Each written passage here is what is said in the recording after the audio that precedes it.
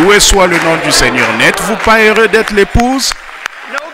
Aucun doute à ce sujet. Nous sommes l'épouse. Amen. Loué soit le nom du Seigneur.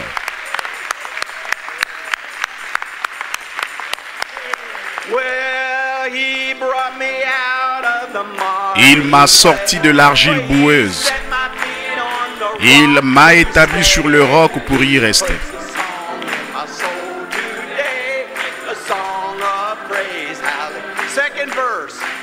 He placed me upon the strong rock by his side. My steps were established, and here I'll abide. No danger of falling while here I remain, but stand by his grace until the crown I gain. For he brought me out of the miry clay. He set my feet on the rock to stay. He puts a song in my soul today, a song of praise. Let's clap it to him one more time.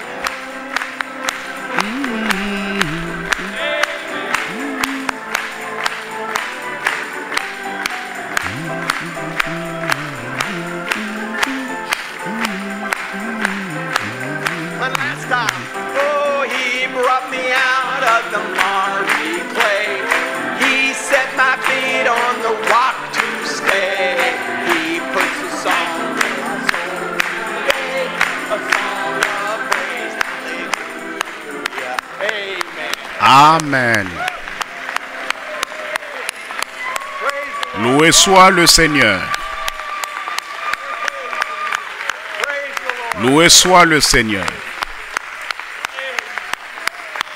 Notre roc, c'est ce message. Amen.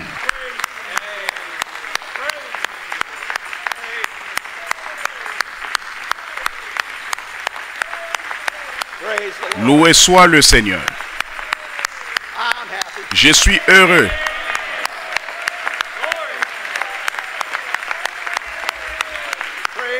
Loué soit le nom du Seigneur. Ah, nous sommes heureux.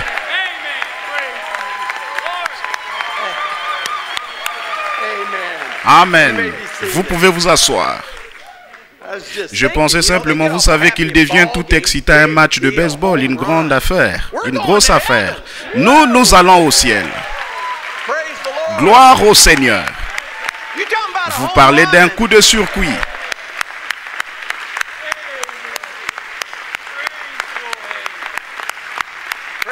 Loué soit le nom du Seigneur. Vous pouvez vous asseoir. Eh bien, j'ai prié pour que vous soyez enthousiastes, que vous soyez excités, préparés par la prière, venus en vous attendant à quelque chose de très spécial ce soir. Qui est venu comme ça ce soir? Loué soit le Seigneur. Vous allez tous recevoir une bénédiction supérieure ce soir. Chaque fois qu'on s'est réunis, il y a une bénédiction supérieure, parce que nous écoutons la voix de Dieu. Nous allons en entendre davantage à ce sujet ce soir. C'est si merveilleux, il n'existe pas une chose telle que choisir une mauvaise bande. Il n'y a pas une telle chose que de venir à l'église, comme je l'ai dit souvent. Oh, comment est-ce que ça va être? Oh, ça va être glorieux. Oh, loué soit le nom du Seigneur. J'aimerais vous souhaiter la bienvenue à une église où les yeux ont été ouverts et nous l'avons reconnu. Et il nous a été révélé que William Marion Branham était la voix du signe.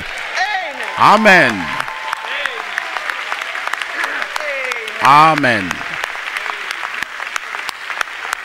Loué soit le nom du Seigneur.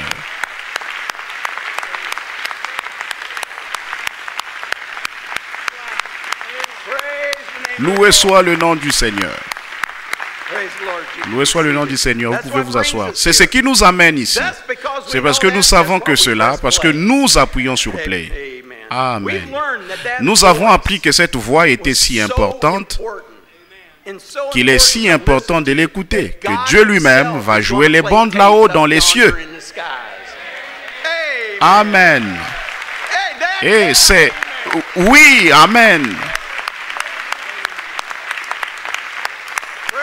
Loué soit le Seigneur. Loué soit le Seigneur. Ça va plutôt brûler ceux qui ne jouent pas les bandes, mais écoutez. C'est que Dieu lui-même joue les bandes dans les cieux, comme ils l'ont fait dans toutes les années passées. Dans les derniers siècles, depuis le commencement du temps, ils font la même chose en ces temps-ci qu'ils faisaient alors. Aussitôt que le messager quitte, comme Frère Branham l'a dit, que font-ils? Il a dit, ils s'organisent. Il dit que quand ce messager était là, quand ce messager est parti, ils se sont organisés. Ils ont formé des groupes d'hommes. C'est ce qu'il dit, ce qu'ils ont fait. Et ces groupes d'hommes, éventuellement, ils deviennent une dénomination. Et il dit qu'ils forment des groupes, et là, ils forment une dénomination. Il dit la Pentecôte est devenue une église de Dieu. Puis ils sont devenus des assemblées de Dieu, puis ils sont devenus des unitaires, puis les binitaires, et ils se sont divisés en différentes doctrines avec toutes sortes d'idées. Mais le prophète de Dieu a dit que cela ne se produira pas à la fin des temps. Il ne laissera pas cela se produire de nouveau. Il les a tous dispersés. Il a dit qu'il n'y aura pas d'autres dénominations. Il nous a dit qu'ils seraient quand même identifiés par leurs propres caractéristiques. Ce qu'ils ont fait alors, ce qu'ils ont dit alors, ils le diront maintenant et le feront maintenant. Exactement ce qu'ils ont fait alors. Ils le feront maintenant. Ils diront, ils disent, maintenant écoutez. Vous ne pouvez pas écouter seulement cette voix-là. Vous ne pouvez pas faire ça. Il y en a d'autres qui sont... Il y en a d'autres voix en dehors de celle-là. Il y en a d'autres qui ont été appelés. Il y en a d'autres qui étaient prédestinés à dire quelque chose, à faire quelque chose. Et ça ne va pas prendre... Ça va prendre ces voix-là, ça va prendre ces voix-là ou ces ministères pour parfaire l'épouse de Jésus-Christ. Vous devez entendre ces voix-là. Non-sens. Non-sens.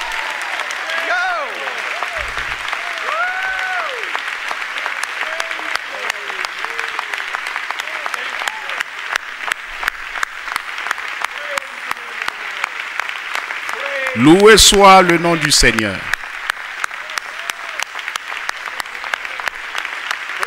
Loué soit le nom du Seigneur. Vous pouvez vous asseoir. Ce message prononcé par la colonne de feu élue, confirmé de Dieu, c'est ce qui perfectionne cette épouse.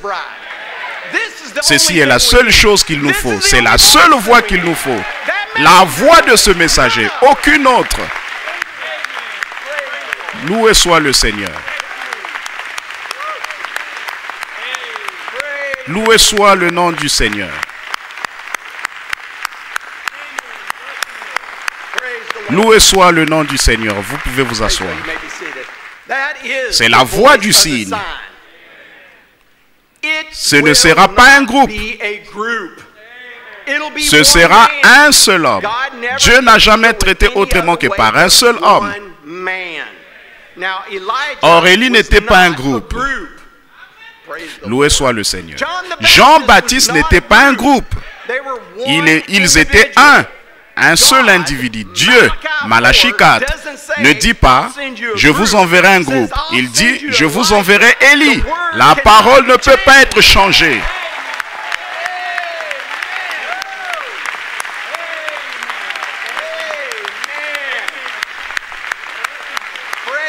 Loué soit le nom du Seigneur. Loué soit le Seigneur. C'est exactement ce que nous croyons. Exactement ça. Loué soit le nom du Seigneur. Vous pouvez vous asseoir. Ça ne dit pas groupe. Ça ne dit pas des voix. Ça dit Élie, Malachie 4. Un seul homme, un seul message rendra parfaite l'épouse de Jésus-Christ. Amen. Maintenant, Dathan et Corée, ils n'ont pas dit, c'est comme, ils recommencent. Vous savez quoi? Les dénominations ne posent pas de problème pour nous. Non, elles ne sont pas un problème. Ce qu'elles sont, elles ne sont même pas proches. Elles ne sont rien. Ce qu'elles font, ce n'est rien. La pression vient quand l'Église dit qu'on ne peut plus acheter ni vendre, les portes de l'Église seront fermées. Nous sommes en dehors de ceci. Quand ça arrivera, nous sommes l'épouse, nous sommes partis. Ça ne veut rien dire. Trump et ses bombes et le nucléaire, les grands. Alors, nous prions pour cela.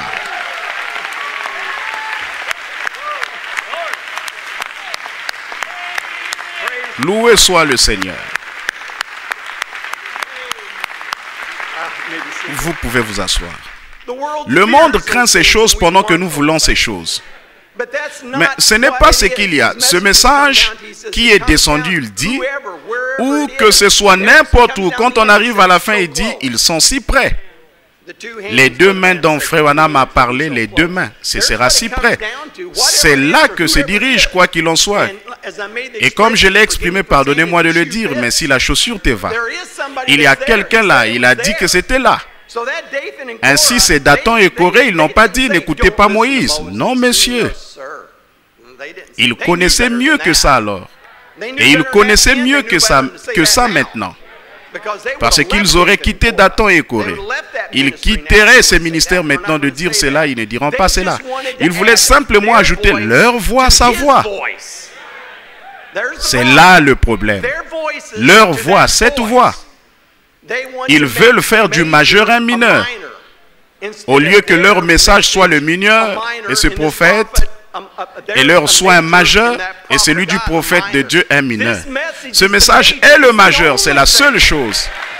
La seule chose.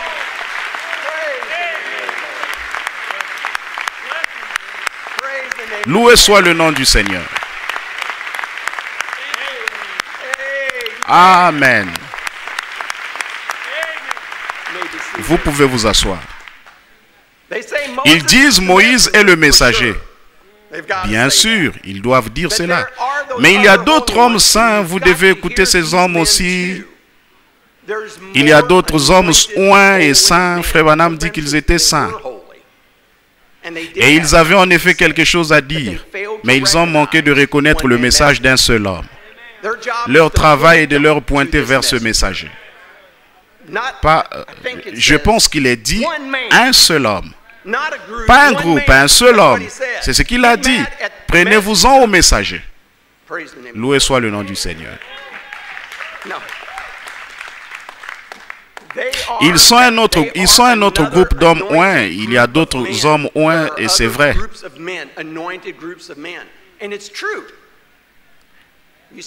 Vous voyez les deux mains, c'est vrai. Il a dit que nous sommes ce groupe d'hommes. Vous devez nous écouter, nous aussi. Est-ce qu'on entend cela? On entend cela. Écoutons ce que le prophète a dit. Jamais Dieu n'a traité avec un groupe. Fin de l'histoire.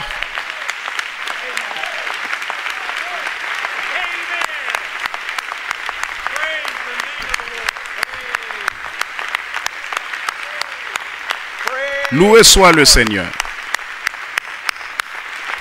Loué soit le Seigneur. Vous pouvez vous asseoir. Jamais Dieu n'a traité avec un groupe. Nulle part dans l'Écriture. Il traite avec un seul individu parce que tous les hommes sont différents les uns des autres. Tous les hommes, nos pouces, nous sommes différents, nos nez sont différents, nos actions sont différentes. Il met la main sur un seul homme pour pouvoir amener celui-ci à être en harmonie tellement parfaite qu'il deviendra la parole. Notre prophète était la parole.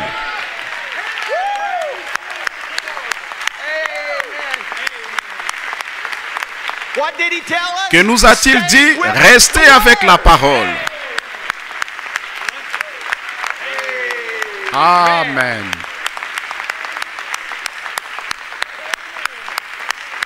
Loué soit le nom du Seigneur. Vous pouvez vous asseoir. Il n'y a qu'un seul moyen d'être sûr de rester avec cette voix, car la voix ne change jamais. Il dit les hommes, les idées, les pensées, tout, ils changent. Ils entendent et ne s'accordent pas les uns les autres. Je ne pourrais pas le faire. Dois-je aller ici? Dois-je aller là? Dois-je écouter ceci? Dois-je écouter là? J'écoute le message. Les bandes ne changent jamais. Elles disent la même chose chaque fois que nous les jouons. Ça ne change pas. Dieu a un seul homme sous son contrôle et cela devient la parole pour l'épouse de Jésus-Christ. Ce message est notre ministère quintuple. Il était notre prédicateur, il était notre enseignant, il était notre apôtre, il était notre prophète, il est notre pasteur, il est le 7e ange messager. Tout ça en un seul.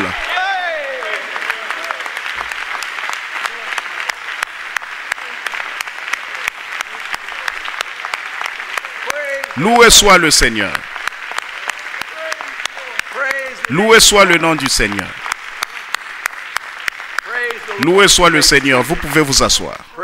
Loué soit le Seigneur. N'est-ce pas merveilleux? Et il a fait. Je ne fabrique pas cela. Il a dit qu'il était prédicateur, enseignant, apôtre, prophète. Il était tout cela. Puis il nous a dit dans le livre des âges de l'Église que tous se sont égarés. Alors il a envoyé son ange puissant pour redresser tout ça à la fin des temps. Et nous sommes à la fin des temps. Aussi combien c'est important d'écouter cette voix. La voix du signe. Cette voix est si grande, cette voix est si importante. C'est la voix d'un bout à l'autre de cette Bible. Cette voix était si importante de cet ange messager que lorsque Dieu l'a prononcé sur la terre, quand ce messager l'a prononcé sur la terre, je vais dire, Dieu en a fait écho lui-même au ciel.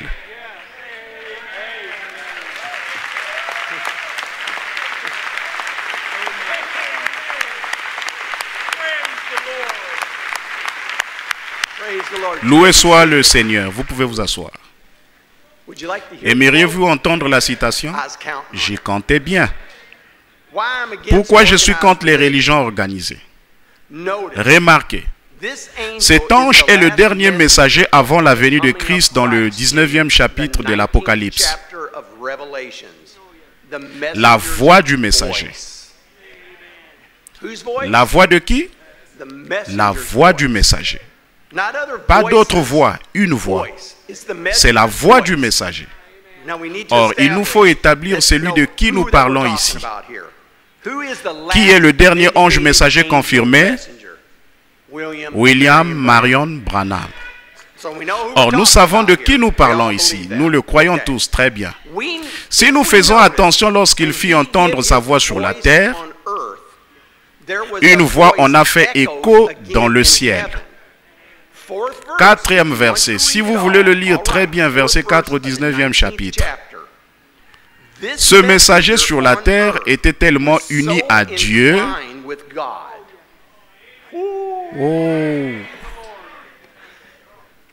que lorsqu'il parlait sur la terre, Dieu faisait écho de la même chose dans le ciel.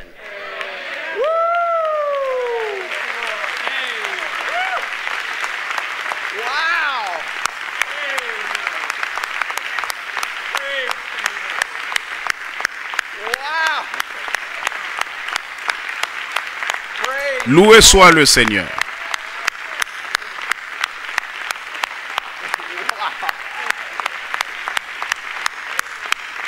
Loué soit le nom du Seigneur. Vous pouvez vous asseoir. Ainsi, la voix du messager William Marion Branham était si importante que Dieu faisait écho à ce qu'il disait ici sur la terre. Ce qu'il disait sur terre, Dieu en faisait écho dans le ciel. Et nous ne devrions pas faire jouer cette voix dans l'église? Ah! Loué soit le Seigneur. Nous avons la révélation. Loué soit le nom du Seigneur. Lisons cette première partie encore, car il pourrait y avoir un bout que nous avons manqué. Ok. Remarquez, cet ange est le dernier messager avant la venue de Christ dans le 19e chapitre de l'Apocalypse. La voix du messager. Ainsi, la voix du messager d'Apocalypse 19 était le dernier ange messager. Et c'est la voix dont il parle dans le chapitre 19. Est-ce correct? Est-ce que Frère Branham l'a dit? Lisons. Prenons chacun nos Bibles. Apocalypse, le chapitre 19. Il se peut que ça réponde à quelques questions ici.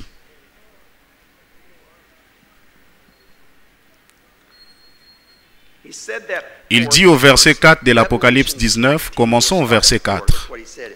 C'est ce qu'il a dit, c'était cet ange qui faisait écho, Dieu faisait écho à ce qu'il disait au ciel. Ainsi, qui écoutons-nous ici? Ok? Et les 24 vieillards et les 4 êtres vivants se prosternèrent et adorèrent Dieu, assis sur le trône, en disant Amen, Alléluia. Et une voix sortit du trône disant, louez notre Dieu, vous tous ses serviteurs, vous qui le craignez petit et grand. Et j'ai entendu comme une voix d'une foule nombreuse, comme un bruit de grandes eaux et comme une voix de fort tonnerre disant Alléluia. Car le Seigneur notre Dieu Tout-Puissant est entré dans son règne. Réjouissons-nous et soyons dans l'allégresse et donnons-lui la gloire. Car les noces de l'agneau sont venues et son épouse s'est préparée. Et il lui a été donné de se revêtir d'un fin lin éclatant pur, car le fin lin, ce sont les œuvres justes des saints. Et l'ange me dit, ok, de quel ange parlons-nous? Continuons. Heureux ceux qui sont appelés au festin de noces de l'agneau. Et il me dit, ces paroles sont les véritables paroles de Dieu. Et j'ai tombé à ses pieds pour l'adorer. Or, qui était cet ange? Qui était cet ange?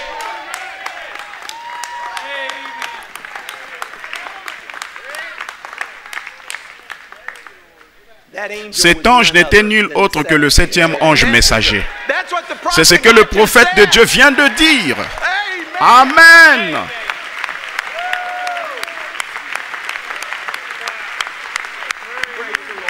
Loué soit le Seigneur.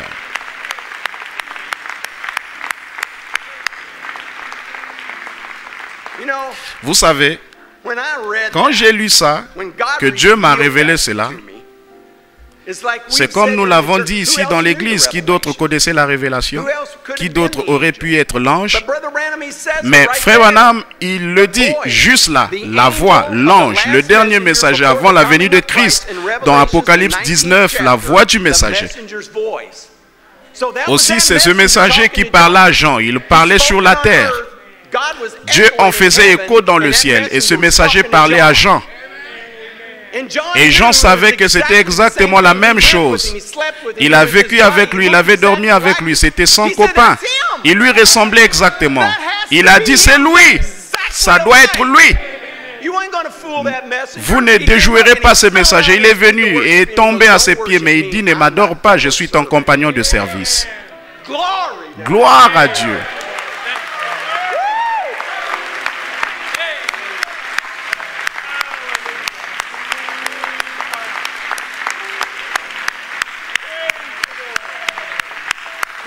Loué soit le nom du Seigneur. Ce message est rempli de pépites pour l'épouse de Jésus-Christ. Tout est juste là, tout est là pour l'épouse. Il dit, quelle est l'interprétation du 4e verset? Que veut-il dire? La voix de Dieu qui parle à son peuple prédestiné disant, sortez du milieu d'elle. Loué soit le nom du Seigneur. Amen. Ça clôt la discussion. Qu'est-ce que c'est? La voix d'Élie qui parle à l'épouse de Jésus-Christ. Je vais éclaircir quelque chose. Parce que vous savez, les sceptiques et tout qui vont dire que nous mettons trop de l'emphase sur un homme, nous l'adorons. Nous n'adorons pas un homme. Le mieux est de laisser le messager répondre lui-même. Au jour même où le Fils de l'homme sera révélé, Apocalypse 10, 1 à 7.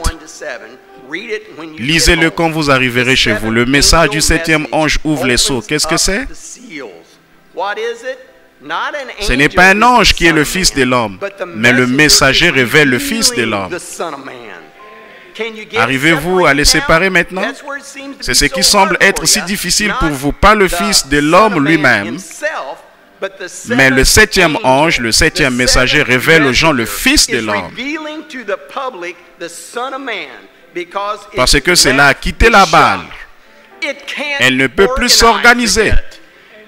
C'est à nouveau le grain lui-même. C'est ce que vous êtes. Le grain lui-même, à nouveau, qui n'écoute que cette voix. Amen. Aimez-vous ce message de tout votre cœur? Êtes-vous heureux pour la révélation que Dieu nous a donnée? Il n'y a rien d'autre. Tout ce qui a été écrit ici, tout ce qui a été prononcé, c'était pour ce qui se déroule maintenant. C'est pour cette épouse, cette balle qui revient et devient le grain réel à nouveau, et que nous sommes. Nous ne pouvons pas en dire trop. Depuis le commencement du temps, ils auraient aimé vivre juste où nous vivons maintenant. Même du temps de Jésus, ils auraient aimé vivre maintenant même, pour voir la venue, tout ce qui s'est manifesté. Il a dit, c'est déjà passé, les rumeurs de guerre, les rumeurs de toutes ces choses qui devaient arriver, il n'y a plus rien qui empêche la venue du Seigneur. Juste nous. Ainsi Dieu, laisse-nous séparer. Amen. Inclinons la tête pour la prière. Nous voulons simplement lui dire combien nous l'aimons et l'apprécions. Combien nous le remercions pour la révélation de ce message. Ce que signifie ce message pour nous, c'est tout pour nous. Nous avons vu le signe. Nous avons entendu la voix. Et nous y croyons de tout notre cœur. Merci Seigneur. Nous savons que tu es ici, Seigneur Jésus. Et nous voulons tellement t'accueillir ce soir. Et Seigneur, quoi que nous ayons besoin ce soir, accorde-le-nous. Ouvre nos cœurs comme jamais auparavant. Puisse cette révélation entrer plus profondément que jamais auparavant. Et Seigneur, laisse-nous toucher le bord de ton vêtement ce soir. Père, laisse cette épouse réaliser exactement qui il sent. Et lorsqu'ils prient, laisse-les croire. Quand ils prient les uns pour les autres, réponds à leurs prières, Seigneur. Nous y croyons, Seigneur. C'est ta parole et elle ne peut pas faillir. Beaucoup sont malades. Il y a plusieurs requêtes de prière ici. Je veux une requête de prière spéciale. J'ai un véritable fardeau pour sœur Rachel Erickson. Elle est vraiment malade dans son corps. Les médecins l'ont abandonnée. Mais pas le docteur Jésus. Il dit de mentionner ce nom. Donne un nouvel espoir. Il dit quand il a dit je connais une église, je connais un groupe de gens, alors ils en sortent un nouvel espoir. Nous sommes cette église. Nous croyons que nous sommes cette église, nous sommes cette épouse. Et quelle que soit votre requête, celle-ci, peu importe quelle autre, il est ici et va répondre à ces requêtes, chacune d'entre elles. Le croyez-vous ce soir, Église? Croyez-vous que vous êtes l'épouse? Croyez-vous que quoi que ce soit que vous demandiez, vous pouvez l'avoir? Si vous y croyez et avez la foi, viens au secours de notre incrédulité, Seigneur Jésus. Car en vérité, tu es ici, Seigneur Jésus.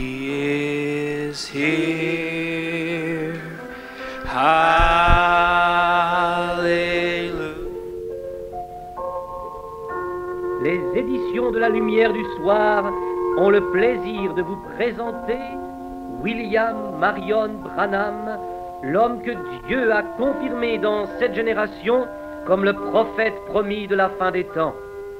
Des connaissances bibliques approfondies, concentrées dans un message d'origine entièrement divine. Un ministère extraordinaire de salut et de guérison qui alla même jusqu'à la résurrection de plusieurs morts.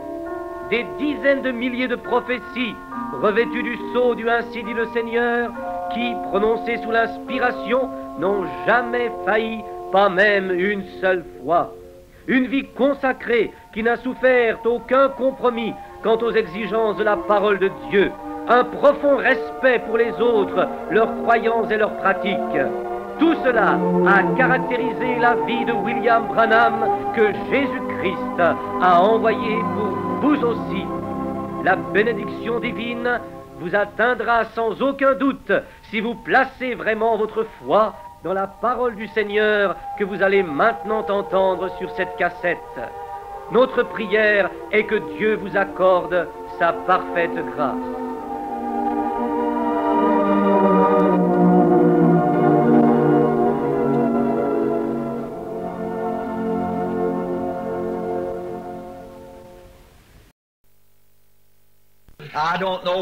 Je ne sais pas si on va enregistrer ceci ou pas. C'est une occasion un peu imprévue ce matin. Mais n'oubliez pas là, dites-les à tous vos amis. Et je voudrais que vous fassiez tout votre possible pour assister à la réunion de dimanche prochain. Le bâtiment sera bientôt terminé ici, je suppose. Et alors je reviendrai pour prêcher les 7 sceaux, si c'est la volonté de Dieu ici, en me référant aux Écritures. Dans le livre des Psaumes, au chapitre 89 en commençant au verset 50. Souviens-toi, Seigneur, de l'opprobre de tes serviteurs. Je porte dans mon sein celui de tous les grands peuples. L'opprobre dont tes ennemis couvrent, ô Éternel, dont ils couvrent les pas de ton oint. Béni soit l'Éternel pour toujours. Amen. Oui, Amen. J'aimerais vous parler quelques instants de... Je voudrais d'abord que vous notiez ceci et que vous les relisiez plusieurs fois bien attentivement. Peut-être que cela vaut la peine de le relire tout de suite. Écoutez bien là, voyez. Souviens-toi, Seigneur, de l'opprobre de tes serviteurs. Je porte dans mon sein celui de tous les grands peuples. L'opprobre dont tes ennemis couvrent, ô Éternel, dont ils couvrent les pas de ton oint. Béni soit l'Éternel pour toujours. Amen, oui, Amen. Examinez bien ce que David dit là. Je voudrais prendre comme sujet, c'est très étrange encore pour un sujet de Noël. Mais dimanche dernier aussi, j'ai prêché sur un sujet étrange.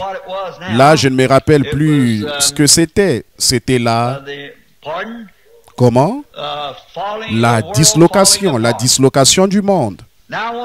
Maintenant, j'aimerais prendre comme sujet ce dimanche-ci l'opprobre à cause de la parole. Bon, je vais le répéter bien comme il le faut. L'opprobre à cause de la parole. Dieu a un temps et une raison d'accomplir toutes ses paroles en ce temps-là. Dieu sait exactement ce qu'il va faire. Nous, non. Nous devons simplement recevoir cela à mesure qu'il nous le donne. Mais lui, il sait et rien n'ira de travers dans ce qu'il a prévu de faire. Il faut que cela s'accomplisse entièrement. Il faut parfois qu'il y ait des choses dures et pénibles. Rien que pour faire ressortir la véritable, la vraie nature de l'objet. Vous savez, la pluie prend naissance dans un ciel agité, déchiré, zébré d'éclairs et retentissant de tonnerre. Et si on n'avait pas de pluie, on ne vivrait pas. Mais vous voyez ce qu'il faut pour produire la pluie? Le tonnerre, les éclairs, la foudre, la colère. Et c'est de là que sort la pluie. Une sémence doit mourir, pourrir, se corrompre, sentir mauvais et retourner à la poussière de la terre pour pouvoir produire une nouvelle vie. Il faut que l'or soit battu, retourné, rebattu plusieurs fois encore et encore, battu jusqu'à ce que toutes les impuretés en soient ôtées. Ce n'est pas le fait qu'il brille, car la pyrite de fer, ce qu'on appelle l'or des fous, brille comme de l'or véritable. Mais si on les met ensemble en les prenant séparément, on ne peut guère les différencier. Mais en les mettant ensemble, on voit la différence. Et l'orfèvre doit toujours battre jusqu'à ce qu'il voit son propre reflet dans l'or. Et Dieu fixe un temps et il a un but dans tout ce qu'il fait. Rien n'arrive par hasard à ceux qui aiment le Seigneur et qui sont appelés selon son appel. Voyez, nous sommes prédestinés et toute chose concourt parfaitement à cela parce qu'il ne peut pas mentir. Et il a dit qu'il en est ainsi, que chaque chose a son temps, sa saison et sa façon d'arriver. Et Dieu est derrière tout ce qui se passe. Et parfois on pense que tout va mal. Il n'en tient qu'à nous. Ces choses nous arrivent, les épreuves et la perplexité. Ce sont des tests pour voir comment nous réagirons à une action. Il y a quelque temps dans le Vermont, frère Fred et moi avons traversé jusqu'au côté qui est dans l'état de New York, de l'autre côté du lac Champlain. Et nous étions du côté de l'état de New York. Je suis monté dans la montagne là sur le mont Hurricane, là où j'avais l'habitude d'aller chasser. Et là, je me souviens de la fois où je m'étais perdu. Et comment Dieu m'avait ramené rien que par le Saint-Esprit à travers une tempête. Et je serais mort, j'aurais péri. Et ma femme et Billy aussi là-bas dans un petit campement de kilomètres de là. J'étais complètement désorienté. Il y avait juste un peu de neige que nous avons dû traverser pour atteindre le campement au début du printemps. J'étais là-bas en train de parler à frère Fred et le Saint-Esprit a dit « Va-t'en à l'écart ». Je me suis éloigné dans les bois un peu quelque part. Il m'a dit « Il y a un piège qui t'attend, alors fais attention ». Mais il ne m'a dit ni quoi ni comment. Je suis revenu et j'en ai parlé à frère Fred. Ce soir-là, nous sommes allés à l'assemblée de l'auditorium et j'ai annoncé cela aux gens et le soir suivant, c'est arrivé. Et j'étais donc là quand il m'a dit concernant des moqueurs, il a dit, c'est entre tes mains. Ce que tu feras d'eux, quoi que tu dises, s'accomplira immédiatement. Voilà pour quelqu'un qui manquait de respect, qui se comportait de façon impie. Il se moquait et raillait la réunion, un jeune homme et une jeune femme. Et ils essayaient de lui faire des gestes d'amour obscènes dans la salle, ce qui attirait l'attention de tout le monde pendant que j'essayais de prêcher. Il renversait la tête en arrière et il montait sur ses genoux, il lui renversait la tête en arrière pour essayer de l'embrasser. Et il se conduisait comme ça pendant la réunion, ce qui attirait l'attention. Et le Saint-Esprit a dit, là il est, ils sont entre tes mains, que veux-tu faire d'eux? Il y a eu un silence sacré. Tout le monde restait terriblement silencieux. Et j'ai pensé, oh Dieu, que dois-je faire? Alors je me suis rappelé, grâce à l'avertissement du Saint-Esprit, que le Saint-Esprit m'avait donné 2 jours plus tôt, j'ai dit, je vous pardonne. Bien, c'était cela qu'il voulait que je dise, voyez. C'est qu'après tout, j'ai été coupable, peut-être pas de cette chose-là, mais coupable. Et se rendre coupable de la plus petite chose, c'est de se rendre coupable de tout. Donc j'ai dit, je vous pardonne. Et il y a ici des témoins qui étaient là cette fois-là. À ce moment-là, le Saint-Esprit a percé. Alors vous voyez, je crois que toutes ces choses signifiaient quelque chose.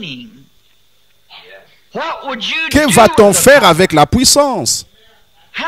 Comment voyez? Va-t-on réagir à une action? Quelque chose se passe, un acte, alors comment va-t-on réagir à cette action? Vous comprenez ce que je veux dire? Qu'allez-vous faire? Et peut-être que tout ceci a servi à nous amener là où nous en sommes maintenant. Je ne sais pas, je ne saurais vraiment pas le dire. Mais il y a toujours eu une façon. Et rappelez-vous que l'opprobre de la parole a toujours porté un opprobre. Tout au long des âges, la parole ointe de Dieu a toujours subi un opprobre. Et c'est pour cela que c'est si dur pour les gens qui ne comprennent pas de savoir accepter cet opprobre. Vous vous rappelez les disciples qui sont rentrés en se réjouissant parce qu'ils se regardaient comme ayant été jugés dignes de porter l'opprobre de son nom? Il a dit, tous ceux qui vivent pieusement en Christ seront persécutés. L'opprobre de la parole. Vous aurez toujours à subir cette opprobre pour être testé, pour voir. Tout homme qui vient à Christ doit d'abord être formé en vue d'accomplir le but auquel Dieu vous a destiné. Et souvenez-vous, si seulement vous pouvez rester tranquille. Souvenez-vous, s'il vous a appelé à ceci, il n'y a rien qui puisse l'empêcher d'arriver. Il n'y a pas assez de démons dans le lieu de tourment pour empêcher la parole de Dieu de se manifester. Vous êtes né dans un but et personne ne peut prendre votre place. Vous aurez peut-être des imitateurs et le reste, mais ils ne prendront jamais votre place. C'est vrai. La parole de Dieu triomphera. Elle ne peut pas faillir. C'est là-dessus que devrait s'appuyer chaque chrétien en sachant cela. C'est là. Les épreuves viendront et vous en feront voir de toutes les couleurs. Mais souvenez-vous, Dieu a un but et tout concourra comme il faut. Maintenant, rappelons quelques accomplissements de la parole de Dieu et ceux qui ont porté la parole dans leur âge. J'ai senti dans l'esprit il n'y a pas longtemps que quelqu'un me critiquait. C'était peut-être au pays des bandes magnétiques à propos du fait que je me réfère toujours si souvent que je prends des personnages bibliques pour illustrer ce que je dis. Eh bien, c'est dans un but que je fais cela. Il est dit dans la Bible que ces choses sont écrites pour que nous les considérions. Et c'est la seule façon pour moi qui n'ait pas d'instruction. La seule façon, c'est de faire référence à ces choses en disant, vous voyez, quand on a pris cette position-là, ce qui est arrivé par suite de cela, et ici, ce qui s'est produit, voyez. Et alors, identifiez-vous à cela. Comme je prêchais il n'y a pas longtemps au sujet du petit garçon sur le navire, vous savez, et du vieux capitaine qui allait mourir, il était malade. Il a demandé s'il n'y avait pas une Bible à bord. Ils ont trouvé ce jeune garçon qui avait une Bible et il est venu lire Ésaïe 53:5. Il était blessé pour nos péchés, brisé pour nos iniquités. Il a dit, permettez-moi, monsieur le capitaine, de vous exprimer comment ma mère le lisait. Il a dit, voici comment elle écrivait. Il était blessé pour l'iniquité de Willie Pruitt. Et il a été châtié pour Willie Pruitt. Et toutes ces choses qu'il a subies, il les a subies pour Willie Pruitt. C'était son nom. Le vieux capitaine a dit, j'aime ça. Est-ce que tu pourrais le lire avec mon nom à moi? Il a dit, je vais essayer. Et il a dit, il était blessé pour les péchés de John Quart. Il était meurtri pour l'iniquité de John Quart. Et c'est par ces meurtrissures que John Quart a été guéri. Il a dit, je le vois. Et le Seigneur l'a guéri, voyez. Mettez-y votre nom en le lisant. Il était blessé pour les péchés de William Branham. Il était meurtri pour les péchés de William Branham. C'est pour moi qu'il a fait cela. Et c'est pour vous qu'il a fait cela. Mettez-y votre nom en le lisant. Eh bien, c'est de cette façon que j'aime présenter les Écritures à mes fidèles. C'est qu'il a fait pour quelqu'un d'autre qui lui a obéi. C'est qu'il a fait pour quelqu'un d'autre qui a été fidèle à la cause. Et ce qu'il a fait pour quelqu'un d'autre qui a été infidèle à la cause, là, vous y mettez votre nom en le lisant. Si vous aviez été là, quelle position aurez-vous prise? Et souvenez-vous, vous avez aujourd'hui le privilège de prendre le même genre de position. Quand Noé, par rapport à l'opprobre de la parole que Dieu lui avait annoncée, Noé, il y avait un opprobre. Noé vivait dans un âge scientifique où il y avait des réalisations scientifiques. Ils arrivaient à fabriquer des choses qui dépassaient tout ce qu'on a fabriqué à notre époque.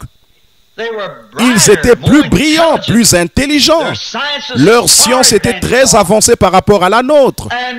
Et rappelez-vous un peu, il a dû subir l'opprobre de la parole qu'il a prêchée.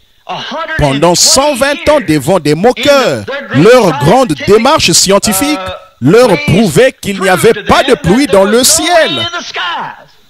Et pourtant, Noé avait entendu la parole du Seigneur. Et elle était contraire à la conception qu'il s'en était faite. Donc, avant d'avoir la vie sauve, il a dû affronter et subir l'opprobre que lui infligeaient ses moqueurs. Oh, certainement qu'ils ont dû avoir pitié de ce drôle de prédicateur. Ils ne l'ont pas fait enfermer ni rien parce qu'il n'y avait peut-être pas beaucoup de maisons de ce genre à l'époque. Il n'était pas dangereux. Il n'aurait fait de mal à personne. Ils l'ont donc laissé tranquille. Continue, espèce de fanatique là-bas sur le flanc de la colline, en train de construire un bateau tout là-bas où il n'y a pas d'eau. Oh, le pauvre, quel drôle de type. Mais, et il disait, d'où feras-tu venir de l'eau pour faire flotter ton bateau, Noé? Elle descend du ciel. Quelle absurdité. Nous pouvons atteindre de la lune et les étoiles avec le radar. Où c'est qu'ils avaient là? Il n'y a pas de pluie là-haut. Mais il a dit, Dieu a dit qu'il en mettrait là-haut. Comment le fera-t-il? Ça le regarde. Moi, tout ce que je dois faire, c'est vous avertir de partir d'ici. C'est à peu près pareil maintenant. D'où viendra le feu? Frère, c'est un peu plus clair aujourd'hui qu'à l'époque de Noé. Nous voyons déjà où ça se trouve. C'est prêt à éclater, c'est tout. La science a déjà, cette fois-ci, il n'y a plus du tout d'excuses parce que la science l'a déjà découvert. Oui, messieurs. Donc, nous voyons que c'était toute une histoire. Donc, ils ont eu pitié de ce drôle de prédicateur, ils l'ont laissé faire. C'était quelque chose d'étrange, peut-être pour ces gens, de penser qu'un homme qu'on disait intelligent puisse croire que Dieu, le créateur des cieux et de la terre, fasse quelque chose ou annonce qu'il allait faire quelque chose qui était contraire à leur façon de penser, à ce qu'ils avaient déjà. Vous n'avez peut-être pas compris, regardez. C'était, ils pensaient pouvoir prouver toutes les choses naturelles par leur science. Si ce n'est pas la sorte de monde dans laquelle nous vivons aujourd'hui, un monde intellectuel d'instruction rempli de science. Et du moment qu'ils pouvaient prouver que quelque chose était faux, Dieu en aucun cas ne pourrait prononcer quelque chose qui a été, dont la science peut démontrer que ce n'est pas là. Et ils ont la même idée aujourd'hui. Si votre médecin dit que vous avez le cancer, que vous devez mourir, et que la science prouve que vous avez le cancer et qu'il est à un stade avancé, c'est ridicule de penser autre chose. En effet, vous allez mourir, c'est tout. La science dit que vous allez mourir. On vous a examiné, c'est tout, vous allez mourir. Et ils trouvent que c'est fou de votre part de vouloir dire que Dieu a promis de faire ça. Voyez, comme à l'époque, vous devez subir cette opprobre. Ils disent que si le docteur dit là, nous avons bien examiné et le cancer est à un stade avancé, nous vous avons ouvert. Et le cancer a pénétré votre corps tout entier, il a pénétré votre corps, vos poumons, votre foie, tout. C'est impossible. Alors vous voyez, quand vous dites, mais il vivra quand même. Ils disent, oh le pauvre, laissez-les aller. Je me souviens d'un certain soir, Bill Hall, Frère Hall, là-bas à l'Assemblée de Milltown. Vous êtes nombreux à vous rappeler de ce cas. Alors on m'avait fait venir là-bas. Ma femme, ma belle-mère et moi, ils sont allés. Il avait épousé une jeune fille qui était une sœur, je crois, de George Cupp, le maire de la ville, ou plutôt le juge ici. C'était son beau-frère. Il l'avait amené mourir ici. Le médecin de Milltown, le médecin de New Albany, ils avaient diagnostiqué qu'il avait un cancer du foie. Alors je suis allé voir Madame Hall. Il avait la jaunisse, il était jaune de partout. J'ai dit, bon, je suppose qu'il va mourir. Et j'ai dit, elle a dit, Frère Bill, est-ce qu'il y aurait moyen de... Est-ce que vous pourriez recevoir une indication de Dieu? J'ai répondu, je ne sais pas, Sœur Hall, je peux prier. J'ai prié, je suis rentré à la maison et le Seigneur ne m'a rien dit. Ensuite, le lendemain, je suis retourné, j'ai prié de nouveau. Elle a dit, connaissez-vous un bon médecin? J'ai dit, eh bien, notre médecin de famille, c'est le docteur Samader, ici à Jeffersonville. Son père était notre médecin de famille. Le jeune Sam et moi, nous avons toujours été des amis proches. Et nous étions à peu près en même temps à l'école. Nous avons grandi ensemble. C'est toujours lui que nous allons voir quand quelque chose ne va pas. Elle a dit, je me demande s'il accepterait de venir examiner Bill Hall, son mari. J'ai dit, je lui demanderai. Eh bien, Sam m'a dit, il a dit, Billy, si le médecin dit qu'il a le cancer, il a dit qu'il n'y a qu'une chose que je puisse faire. Je l'enverrai voir quelqu'un de plus compétent que moi, un spécialiste, et on apportera les radios pour éviter de l'ennuyer encore. On a fait venir les radios de New Albany de chez le médecin là-bas. On l'a amené à Louisville pour le faire examiner. On lui a fait faire aller-retour en ambulance. Alors, bien sûr, il ne voulait pas dire à Madame Hall ce qu'il avait. Donc, il m'a appelé, il m'a dit, il va mourir. Il a dit ton ami prédicateur. Il a dit le spécialiste de Louisville vient de m'appeler pour me dire que le diagnostic qu'ont posé les médecins là-bas à Milltown et le médecin à New Albany, ils ont posé un diagnostic juste. Et il a dit c'est bien un cancer de foie. Et il est à un stade avancé. Et Billy, on ne peut pas enlever le foie de cet homme et qu'il survive. Il a dit il va mourir puisqu'il est prédicateur, il devrait bien être prêt. J'ai dit ce n'est pas la question. Mais il n'a pas plus qu'environ 50 ans, alors il a encore plein de vie en lui pour prêcher. Et j'ai dit, eh bien, puisqu'il va mourir, alors c'est réglé, merci Dr. Sam. Et je suis allé voir Madame Hall pour le lui dire. Je lui ai dit, Madame Hall, Sam a dit que le diagnostic de Louisville, là, c'est le même que ceux de New Albany et de Milltown. Cet homme est en train de mourir. Frère Hall va mourir. Il a un cancer de foie et il a un stade avancé. Alors elle s'est mise à pleurer. Je me suis retourné, j'ai prié avec lui. Il était dans un tel état qu'il ne se rendait même pas compte que j'étais dans la pièce. Alors je suis rentré et il y avait beaucoup de gens qui venaient chez moi à l'époque. Il n'y avait personne d'autre sur le terrain d'évangélisation, il n'avait pas encore été tellement pollué et les gens venaient de partout. Je voulais me reposer un peu, alors je suis rentré et me suis levé tôt vers 2h30 ou 3h du matin. Frère Wood n'était pas encore arrivé dans l'allée. J'ai regardé dans la voie d'accès à la maison, il n'y avait personne. J'ai donc pris mon vieux chapeau, je suis allé dans mon bureau prendre ma carabine 22. Je me proposais d'aller à la chasse aux écureuils jusque vers les 8 heures. Et puis de m'allonger quelque part au pied d'un arbre pour dormir un peu.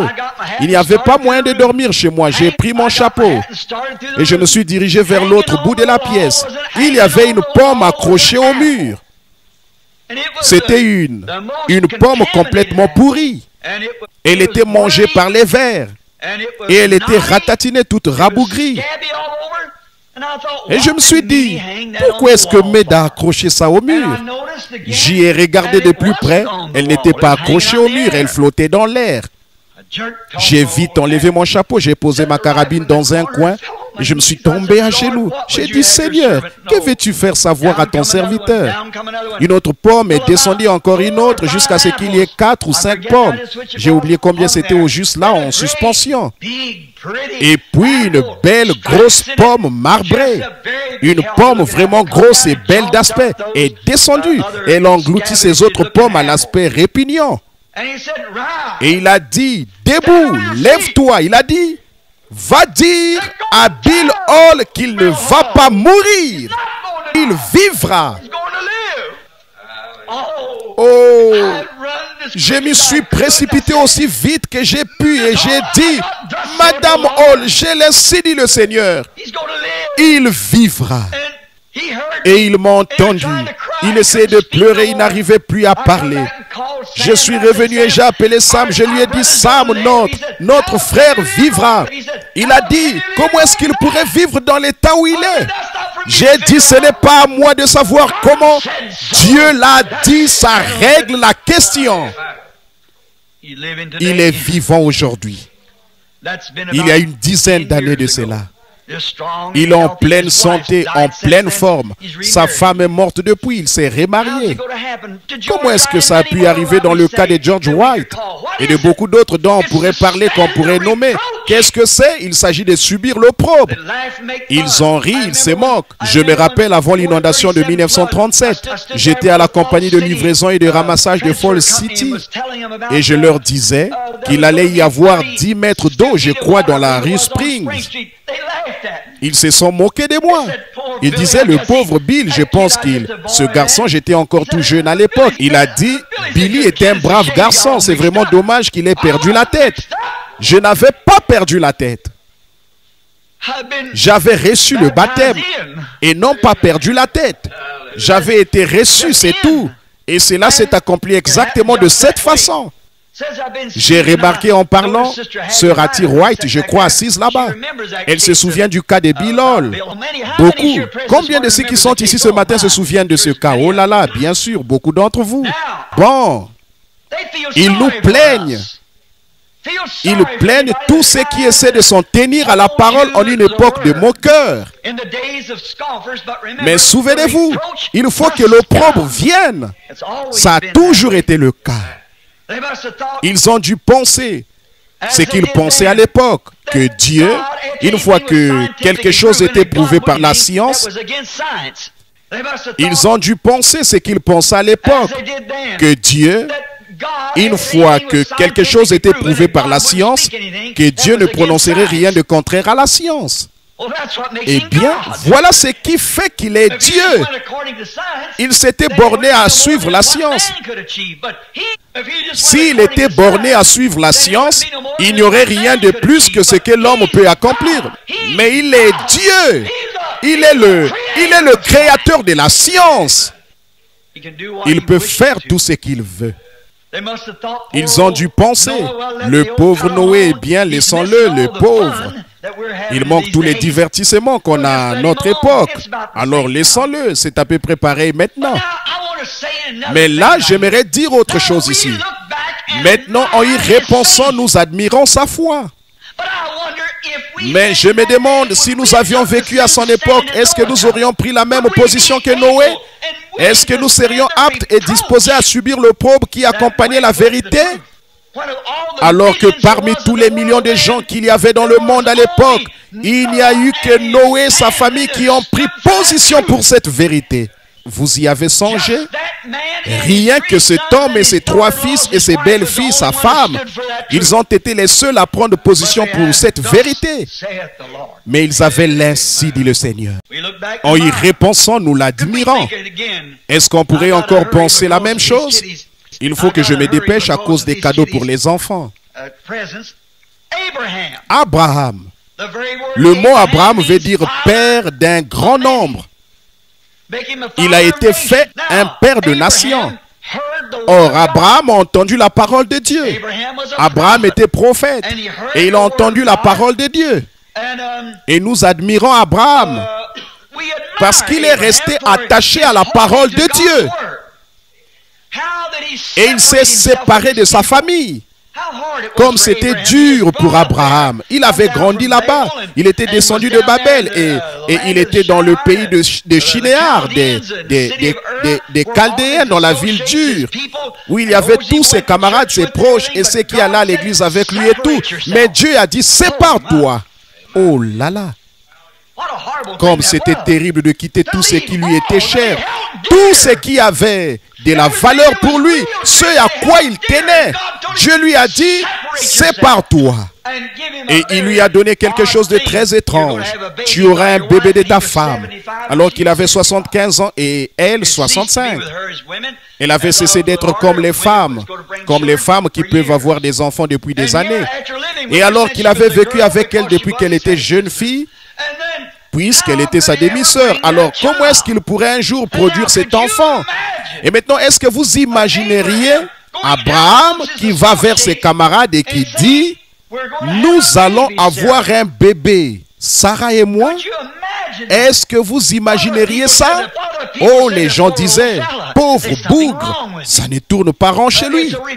C'était un opprobre, mais Abraham a tenu ferme. Et à l'âge de 100 ans, il n'a pas douté de la promesse de Dieu.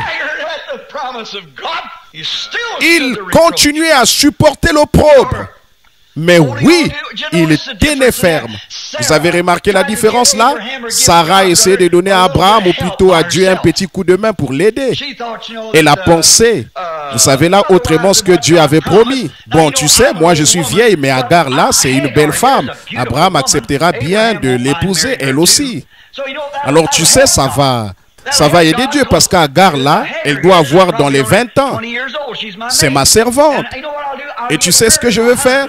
Je vais la donner comme épouse à mon mari, puisque la polygamie était autorisée. Donc il a dit, je la lui donnerai et elle aura un bébé de mon mari. Ensuite je prendrai le bébé et ce sera celui que Dieu a promis. Vous voyez, nous essayons toujours de faire quelque chose. Nous n'arrivons pas à nous attendre à lui. Il nous faut faire quelque chose de nous-mêmes. Même si c'était autorisé, même si elle était jolie, même si ça avait l'air très bien, il n'en reste pas moins que ça ne concordait pas avec la parole. Dieu avait dit à Abraham que le bébé allait venir par Sarah. Vous vous rappelez de ce qu'il a dit du petit troupeau? Voici les signes qui accompagneront ceux qui auront cru. Ce qui arriva du temps de Noé arrivera de même à la venue du Fils de l'homme. Alors qu'un petit nombre de personnes, c'est-à-dire 8 âmes, ont été sauvées, ces paroles ne peuvent pas manquer de s'accomplir.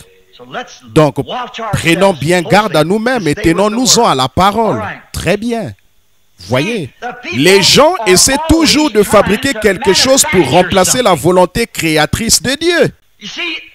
Vous voyez, comme je l'ai souvent dit, et peut-être déjà devant l'assemblée, vous savez, on ne peut pas demander à un mouton, fabrique-moi de la laine, d'accord? Non, il ne peut pas le faire. Bon, une chèvre ne peut pas fabriquer de laine, parce que sa nature ne le lui permet pas. Vous aurez beau essayer d'accrocher de la laine de mouton sur une chèvre, ça ne marchera pas. La chèvre ne peut pas fabriquer de laine, et un mouton ne fabrique pas de poils. Mais il a de la laine parce qu'il est un mouton. C'est pour ça qu'il en a. Il ne la fabrique pas. Nous n'avons pas à fabriquer les fruits de l'esprit. Nous avons à porter le fruit de l'esprit. Le pommier ne fabrique pas des pommes. Il ne fait que les porter parce que c'est un pommier. Et si nous essayons de fabriquer quelque chose, je vais aider la cause. Je vais faire 10 ans d'études au séminaire. Je vais apprendre ceci, cela ou autre chose, passer ma licence en lettres et mon doctorat. Moi, je vais donner un coup de main au Seigneur. Ça ne marchera pas. C'est Dieu qui, par prédestination, appelle qui il veut. Il donne le royaume à qui il veut bien le donner. Nous avons tiré cette leçon de Nebuchadnezzar. Nous avons tiré cette leçon de Jérémie. Quand Dieu lui a dit par la parole du Seigneur qu'un jour viendrait où Israël allait être amené à Babylone pour 70 ans. Et un autre prophète s'est levé. Il lui avait déjà dit, il avait dit, bon, des prophètes s'élèveront. Et il y en aura qui s'élèveront là-bas à Babylone, des faiseurs de songes et des prophètes. Ils donneront des prophéties contraires à ceci. Mais dis au peuple de ne pas écouter ces gens-là. Et un homme s'est levé du nom de un des prophètes, Anania. Quand Jérémie s'était né là un jour à son cou, Anania s'est levé, il a dit, ainsi dit le Seigneur, encore 2 années et tous les ustensiles du Seigneur. Bon, a priori ça a l'air très bien. Dieu va bénir son peuple encore 2 ans et il va tout ramener. Et la Bible dit que même le prophète Jérémie a dit Amen. Amen. Anania, que le Seigneur accomplisse tes paroles. Seulement répondons à quelque chose, Anania. Il y a eu des prophètes avant nous. Et ils ont prophétisé contre de grandes nations, la guerre et tout. Mais rappelle-toi, c'est une fois que sa prophétie est manifestée qu'on reconnaît le prophète. Voyez? Alors Anania s'est levé, il a enlevé le joug de dessus le cou de Jérémie, devant tous les sacrificateurs et devant l'assemblée, peut-être 1,5 million de gens. Il a enlevé ce joug que Dieu avait mis comme un signe sur le cou de Jérémie. Et emporté par son enthousiasme, il a brisé et l'a jeté à ses pieds en disant, ainsi dit le Seigneur, dans 2 ans il retournera. Jérémie s'est contenté de le regarder. Comme c'était contraire à la parole, il est tout simplement parti. Et Dieu lui a dit, retourne. Et dis-le lui. Il a dit, ce n'est pas moi qui lui ai parlé. Il s'était laissé emporter par son enthousiasme. Il avait suivi sa propre impression, voyez. Il n'a pas attendu de le voir vraiment. Et de savoir que ça ne venait pas de lui, mais que c'était Dieu qui le disait. Il est revenu tout plein d'enthousiasme.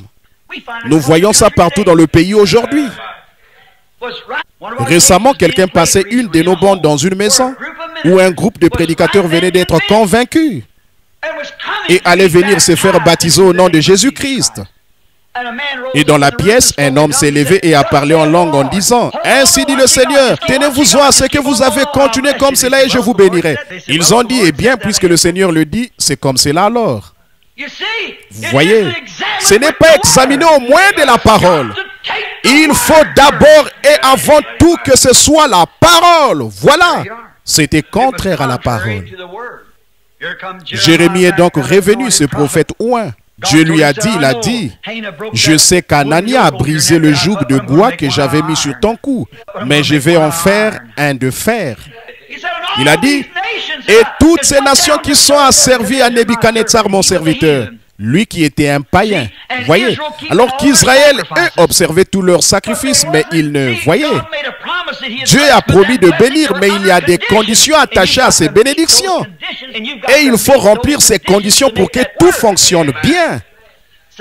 Tout à l'heure, j'étais assis avec une charmante petite fille ici. D'abord, j'ai examiné toute la famille pour voir s'il y avait quelque chose qui n'allait pas. Dieu guérit, mais c'est soumis à des conditions, voyez. La seule chose que j'ai trouvée, c'est que la mère craignait que ce soit mal de prendre des médicaments. J'ai dit, ne pensez pas cela, sœur. Enlevez cela de votre esprit. Allez de l'avant avec cet enfant, donnez-lui le médicament, Dieu fera connaître la chose, voyez. Bon, mais ce qu'il faut, c'est trouver, savoir. Ensuite, c'est ainsi dit le Seigneur. D'accord. Bon, nous voyons que ces gens-là, ils essayaient de fabriquer quelque chose. Agar et Sarah, elles essayaient d'aider Abraham, d'aider Dieu à accomplir sa promesse. On ne peut pas faire ça. Il n'y a aucun moyen d'y arriver. C'est contraire à tout. La parole de Dieu s'accomplira quoi qu'il en soit. Vous n'avez qu'à vous appuyer fermement sur la parole en disant c'est comme ça et à garder la parole. Remarquez bien là, fabriquer quelque chose pour remplacer sa parole. Peut-être que même les amis d'Abraham fait à remarquer. Peut-être que les amis d'Abraham sont venus en disant, eh bien, Père des nations, tu as combien d'enfants maintenant? Quand il avait 100 ans. Dis-moi, Père de nations, Père d'un grand nombre, combien d'enfants as-tu maintenant? Des moqueurs. Vous avez vu cela se produire déjà, n'est-ce pas? Nous avons vu cela se produire, n'est-ce pas? Des fois, quand nous avons prié pour quelque chose et que ce n'est pas arrivé. Voilà un vieillard, ils disent, il est aveugle, il est sourd, il est muet, il est malade, il a fait ceci. Allez le guérir, vous autres guérisseurs divins. Nous y croirons. Est-ce qu'ils se rendent compte que c'est le même démon qui a dit, descends de la croix et je croirai en toi, change ces pierres en pain et j'y croirai, voyez? Ce même démon qui a bandé les yeux de notre Seigneur avec un chiffon et qui l'a frappé sur la tête avec un bâton en disant maintenant si tu es prophète, dis-nous qui t'a frappé, nous te croirons. Vous savez bien qu'il savait qu'il avait frappé. Il aurait pu changer ces pierres en pain. Ou il aurait pu descendre de la croix. Mais que serions-nous aujourd'hui s'il avait fait? Voyez, ils ne connaissent pas le programme de Dieu. Il faut trouver ce que Dieu a promis. Maintenant, il faut que je me dépêche. Bon. Donc, ils ont peut-être dit, Père de nations, nous t'avons entendu dire, il y a 25 ans, que tu allais avoir un enfant de Sarah, et que de cet enfant sortiraient des nations beaucoup de gens. Combien d'enfants as-tu exactement à présent, Père de nations? Voyez, c'est cette même espèce d'esprit critique qui critiquait là. Qu'est-ce qu'Abraham a fait? Il est dit, il ne douta pas de la promesse par incrédulité. Mais vous avez prié pour un tel là et il n'a pas été guéri. Ça ne fait rien. Si je priais pour 10 000 personnes ce soir et que 10 000 personnes mourraient demain matin, demain soir je continuerai à oindre les malades et à prier pour eux. C'est ce que Dieu a dit. Ce n'est pas un obstacle, pas du tout. Dieu l'a promis. Je le crois. Bien sûr, ce qu'ils disent, ça ne change rien. Mais ils se moquent. C'est l'opprobre de la parole. Abraham s'en est tenu à la parole de Dieu. Elle a fini par s'accomplir. Oh là là. Regardez la dérision de la stérilité. D'être tourné en dérision et l'opprobre de la stérilité d'abord. Elle a dû subir l'opprobre d'être stérile pendant toutes ces années. Elle avait près de 100 ans. Elle en avait 90. Et là, la parole de Dieu disait qu'elle serait aussi princesse, mère de cet enfant. Alors qu'elle et Abraham étaient stériles. Ils étaient tous les deux comme morts dans leur corps. Et pourtant, ils n'ont absolument pas douté de cette parole. Mais d'abord, ils ont dû subir cela. Et ensuite, alléluia, Dieu a tenu sa parole en cette heure sombre. Isaac est né. Et sa postérité comme le sable des mers ou les étoiles du ciel. Voyez, Dieu répond toujours de sa parole. Oui. D'abord la stérilité, ensuite Isaac, Zacharie et Élisabeth aussi. Ce vieil homme et cette vieille femme qui continuent à tenir bon, quand Zacharie est sorti là et qu'il a pu écrire sur sa tablette pour dire « Un ange est venu vers moi, mais disons que j'aurai un enfant d'Élisabeth, ma femme qui est âgée là. Je ne peux plus parler, je suis muet.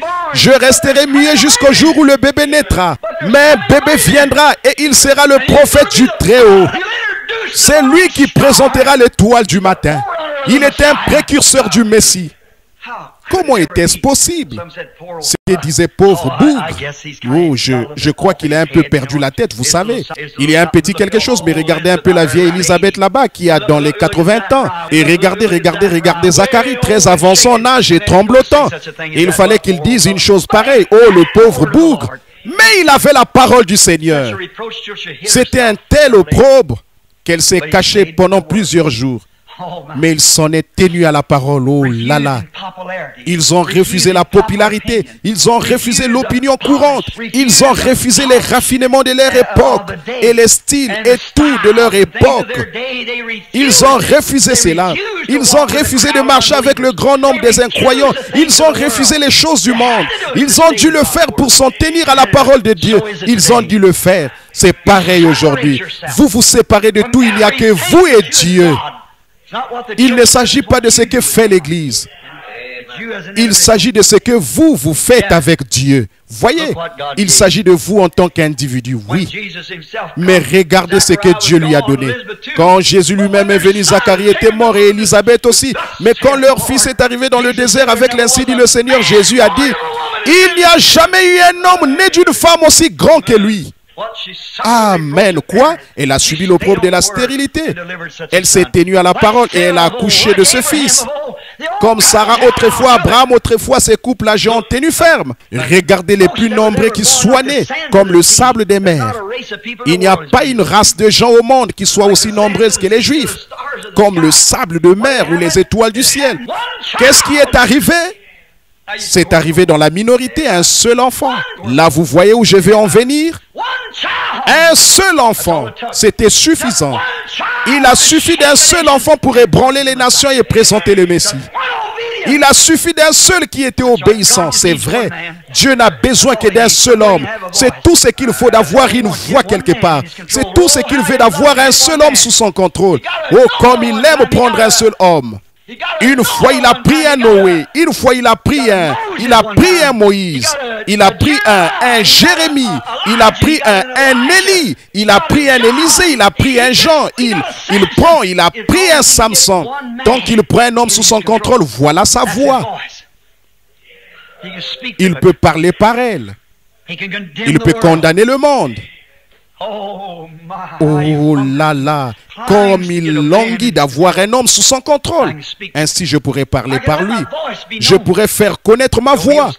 Bien qu'il subisse l'opprobre, je ferai connaître ma voix. Voyez? Oh oui. La stérilité d'abord. Devoir être stérile, devoir subir l'opprobre de la stérilité. Sarah a dû le subir. De même, Zacharie et Élisabeth ont dû le subir. Regardez aujourd'hui. Là, je vais dire quelque chose. Regardez aujourd'hui les enfants de la prostituée. Elle a assujetti des nations à la domination politique des dénominations. La prostituée, ses filles. Regardez la génération de dénominations qui s'est levée. Et comme les Juifs sont peu nombreux, ne vous en faites pas. Tenez-vous-en à la parole. Ça ne fait rien. On se moquera peut-être de vous, on vous traitera peut-être d'exalté, on pourra vous traiter de n'importe quoi et de tous les noms. Mais ne bougez pas de là. C'est la parole, opprobre de la parole. Ce qu'ils diront de vous. Un jeune homme, il est peut-être ici ce matin, c'est un de mes amis, Dim Poole. Le jeune Dim, sa famille. L'autre jour, on lui a demandé, bon, il avait été baptisé ici. Quelqu'un lui a dit, si tu voulais te faire baptiser dans une assemblée, pourquoi tu n'as pas choisi une grande assemblée ou quelque chose comme ça, voyez? Mais il a vu la lumière, c'était réglé, voyez? Les enfants des injustes sont plus nombreux que ceux des justes. Oui. Bien. Combien peu nombreux sont ceux des justes?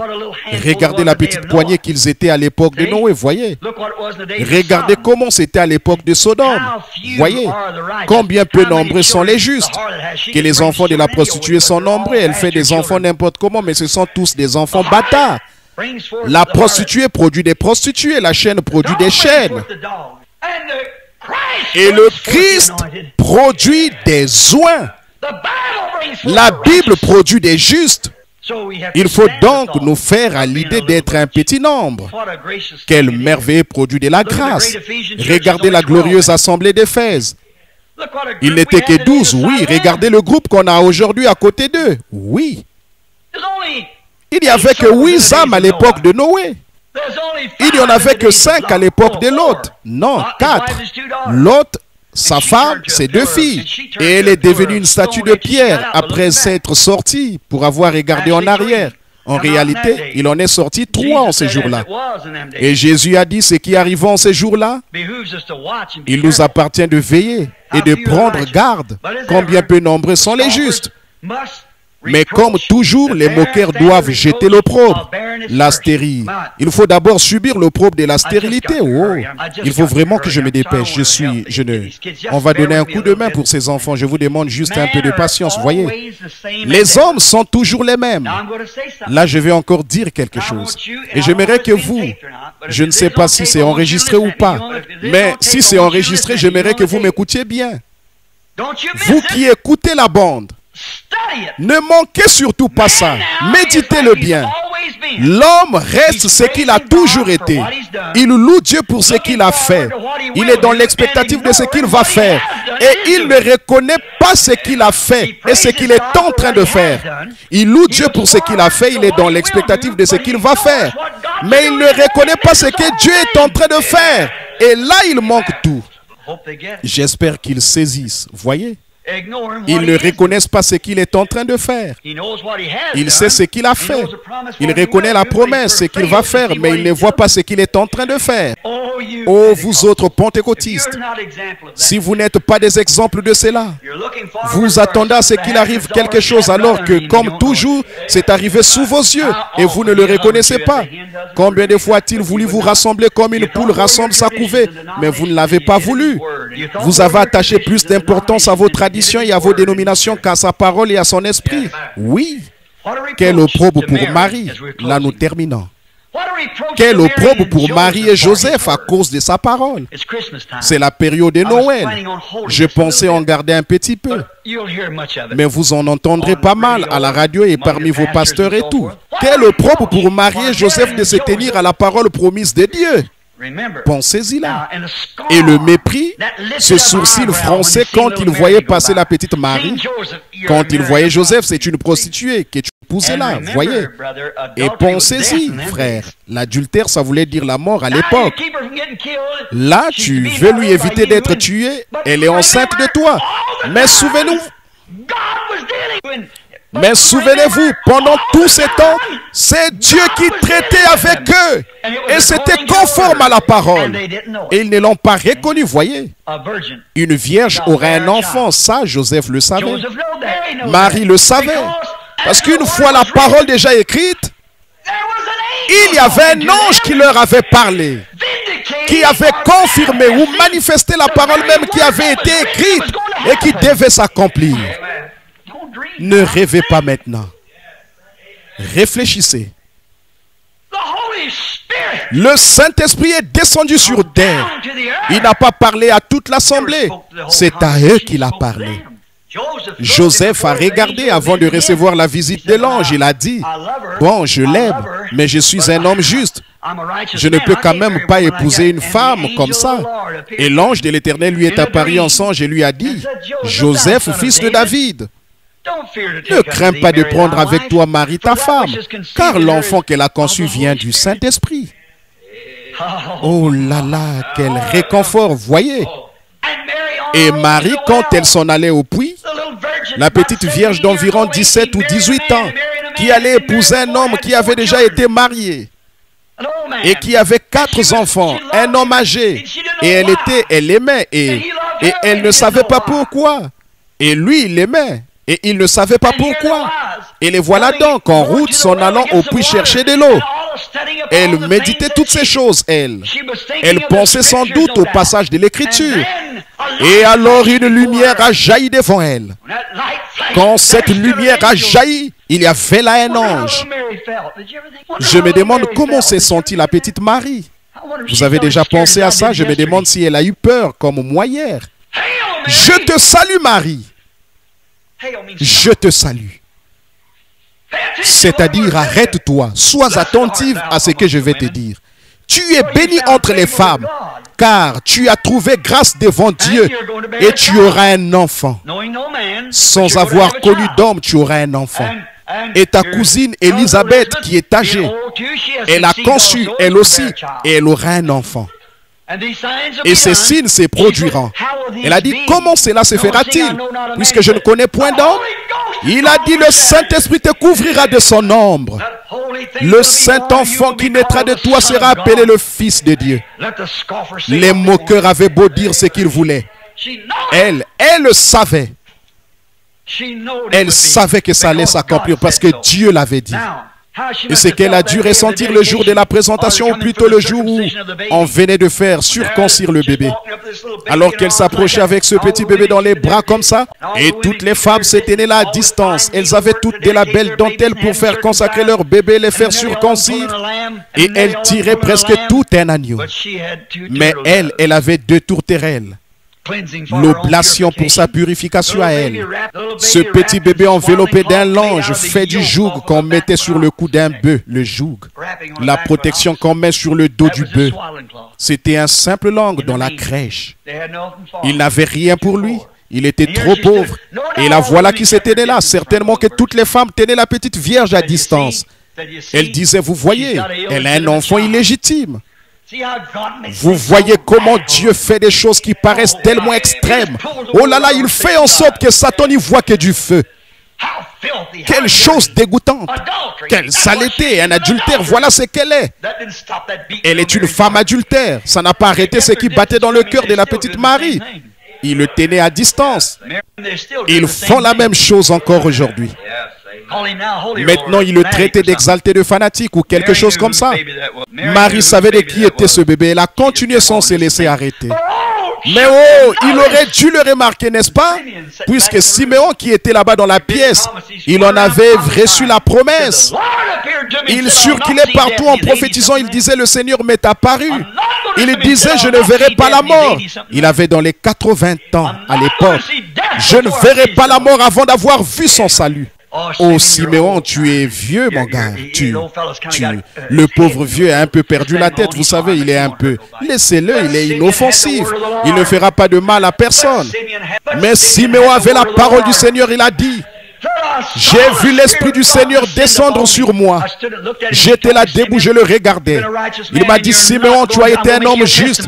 Tu ne vas pas, je vais faire de toi un témoignage là-bas. Oui, c'est tout. Pourquoi est-ce que tu vas faire cela, Seigneur? C'est mon affaire. À mon avis, c'est ce qu'il pourra vraiment le leur reprocher ces jours-là. Vous aviez un témoin. Pourquoi ne l'avez-vous pas écouté? Il y a la vieille Anne aveugle qui est assise dans le temple en train de prier. Le Seigneur lui a révélé Siméon a raison. Amen. Elle ne distinguait même pas le jour de la nuit. Mais elle ne voyait plus loin que bien des gens d'aujourd'hui qui ont de bons yeux. Elle a vu par l'Esprit que le Messie qui devait venir était proche. L'Esprit s'agitait dans son cœur. Vous voyez la petite église que c'était. Zacharie, Élisabeth, Marie, Jean, Anne et Siméon. 6 sur des millions. Comme à l'époque de Noé, ils étaient 6. Dieu traitait avec chacun d'eux. Ils étaient tous en harmonie. Ils se sont tous rassemblés. Amen. Voici le vieux Siméon. Voici le petit bébé qui arrive là. Il n'en avait pas entendu parler. Le bébé était là. Et Siméon était assis dans son cabinet. L'Esprit est descendu sur lui et lui a dit, sors Siméon. Et il est sorti, s'est mis à marcher sans avoir où il allait. Comme Abraham. Il cherchait quelque chose. Il ne savait pas où c'était, mais il a continué à avancer. Au bout d'un moment, il s'est arrêté. Le Saint-Esprit doit lui avoir dit, le voilà. Il a tendu les bras et il a pris le bébé des bras de Marie. Il a levé les yeux, il a dit, « Maintenant, Seigneur, tu laisses ton serviteur s'en aller de cette vie en paix. Mes yeux voient ton salut. » La chose dont le monde se moquait, c'est que les femmes évitaient. Simeon a dit, « C'est ton salut, Seigneur. » À peu près à ce moment-là est arrivée une vieille femme aveugle. Elle avançait à tâtons. Elle traversait péniblement l'assistance. Elle s'est approchée de lui. Et elle aussi, elle a prophétisé car elle attendait. Elle a dit à Marie, une épée te transpercera le cœur. Mais voici ce qui dévoilera les pensées de beaucoup de cœurs. Voyez. Qu'est-ce que c'était? Bon, je pense que certaines de ces femmes disaient, vous voyez ça? Vous voyez quelle catégorie de gens c'est? C'est ça, voyez. Voilà ce que c'est. Vous voyez ce qu'il en est, ce vieillard. Il est complètement dérangé. Le voilà qui est allé vers cette prostituée qui se met à dire une telle chose. C'est ça, cet enfant illégitime. Regardez-moi la vieille Anne qui reste tout le temps assise là-bas, se laisser mourir de faim et tout comme ça. Elle ne s'amuse pas comme nous, mais c'est ça, voyez. Elle aurait pu faire partie de toutes les bonnes sociétés de ce pays. Elle vient d'une bonne famille, voyez, elle pourrait être dans ces milieux-là. Mais la voilà, vous voyez comme ce groupe de gens-là s'est réuni. Oh oui, amen.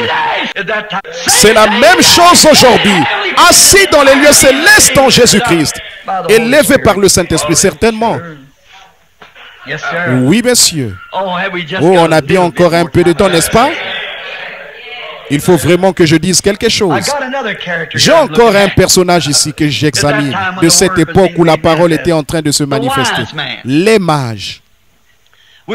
J'aimerais avoir le temps, Fred, de te faire lire ça. Tu l'as dans ta poche? Je pense que vous êtes nombreux à l'avoir vu dans le périodique. Cette chose que le Saint-Esprit a prononcée là-bas au bord de la rivière il y a 33 ans, ils viennent de le reprendre. Le 9 décembre. Et il prouve la chose par l'astronomie en montrant que Jupiter et ses étoiles étaient bien en conjonction. Ils ont vu un vieux calan astronomique, des pierres gravées là qu'ils ont déterrées. C'est exactement à ce moment-là que cette conjonction s'est faite dans cette constellation d'étoiles et qu'elle s'est montrée en plein sur Babylone et les mages ont suivi cela. Vous vous rappelez? Leur large orbite s'était croisée puis de nouveau éloignée des milliards d'années-lumière de distance. Et ces mages juifs qui étaient à Babylone ont vu cette conjonction revenir dans cette constellation, ces étoiles. 3 étoiles qui se réunissaient pour donner cette étoile du matin. Et ils savaient par la parole de Dieu que c'était le moment quand ces étoiles se réunissaient où le Messie devait être sur terre. C'est pour ça qu'ils se sont mis en route. Où est le roi des Juifs qui vient de naître? Où est le roi des Juifs qui vient de naître? Où est-il? Quelque part. Car lorsque ces étoiles se réunissent, quand leurs corps célestes se fondent en grand corps céleste là, quand ces 3-là se réunissent, le Messie doit être sur terre à ce moment-là. Et quand leurs orbites se sont rejointes, ces hommes ont su que le Messie était sur terre. C'était des maîtres dans leur domaine. C'étaient de grands hommes. Ils étaient des maîtres dans leur domaine de la science religieuse. Ils ont examiné le côté religieux et ils ont vu le mouvement de ces étoiles là-bas, Jupiter et Sargas et elles se sont alignés. Et ils disaient, nous savons que le Messie se trouve quelque part. Il doit donc être à Jérusalem puisque c'est la capitale de la religion du monde. De la religion du Messie. C'est leur siège social. C'est le siège social des dénominations. C'est là que les grands groupes ecclésiastiques siègent. Et ils ont voyagé sur leurs chameaux pendant 2 ans. Ils ont traversé le fleuve Tigre, les marécages et les jungles. Ils faisaient route vers cette ville, leur cœur rempli de joie. Ils savaient pendant que ces étoiles se trouvaient dans cette position. Et là, même les astronomes aujourd'hui disent, si jamais ces étoiles revenaient dans cette même position, elles se verraient comme une seule étoile depuis le point où ils se trouvaient. Mais il fallait qu'ils se trouvent à cet endroit-là pour le voir. Amen. Amen. Cela dépend de l'endroit où vous vous trouvez. Cela dépend de ce que vous regardez. Ah oui, oui. Donc ils l'ont vu et ils l'ont suivi. Ils étaient exactement dans la ligne. Où qu'ils se trouvent, elle était exactement alignée avec eux. Elle les conduisait, voyez. Comme quoi il faut que vous ayez toutes les Écritures alignées, tout, et que vous restiez alignés avec ces Écritures. C'est la seule manière, ça vous conduira tout droit à lui, c'est certain. Maintenant remarquez, les voilà qui arrivent en criant, où est-il, le roi des Juifs qui vient de naître? À Jérusalem, le toit les a conduits en plein là, en plein siège social des dénominations. Mais quand ils se sont tournés vers elle, le toit les a quittés. Ils sont entrés dans la ville, ils ont parcouru les rues. Ils s'attendaient à trouver la ville remplie de la joie de Dieu. Ils ont parcouru les rues en criant avec joie, où est le roi des Juifs qui vient de naître? Nous avons vu son étoile lorsque nous étions en Orient et nous sommes venus l'adorer. Rappelez-vous l'étoile, il s'est dirigé vers l'ouest.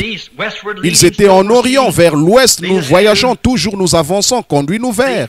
Voyez, ils étaient tout à fait, bon, la Babylonie et l'Inde se trouvent à l'est de la Palestine, un peu vers le sud-ouest. Et ils allaient vers l'ouest, et nous voyageons. Vous connaissez ces chants, toujours nous avançons, guide-nous vers cette lumière parfaite. Voyez, eux les mages venaient vers l'ouest. Ils étaient partis de l'Orient. Ils allaient vers l'ouest et ils avaient vu cette étoile. Or, s'ils avaient été à l'ouest et qu'ils avaient regardé en arrière, ils ne l'auraient pas vu, voyez.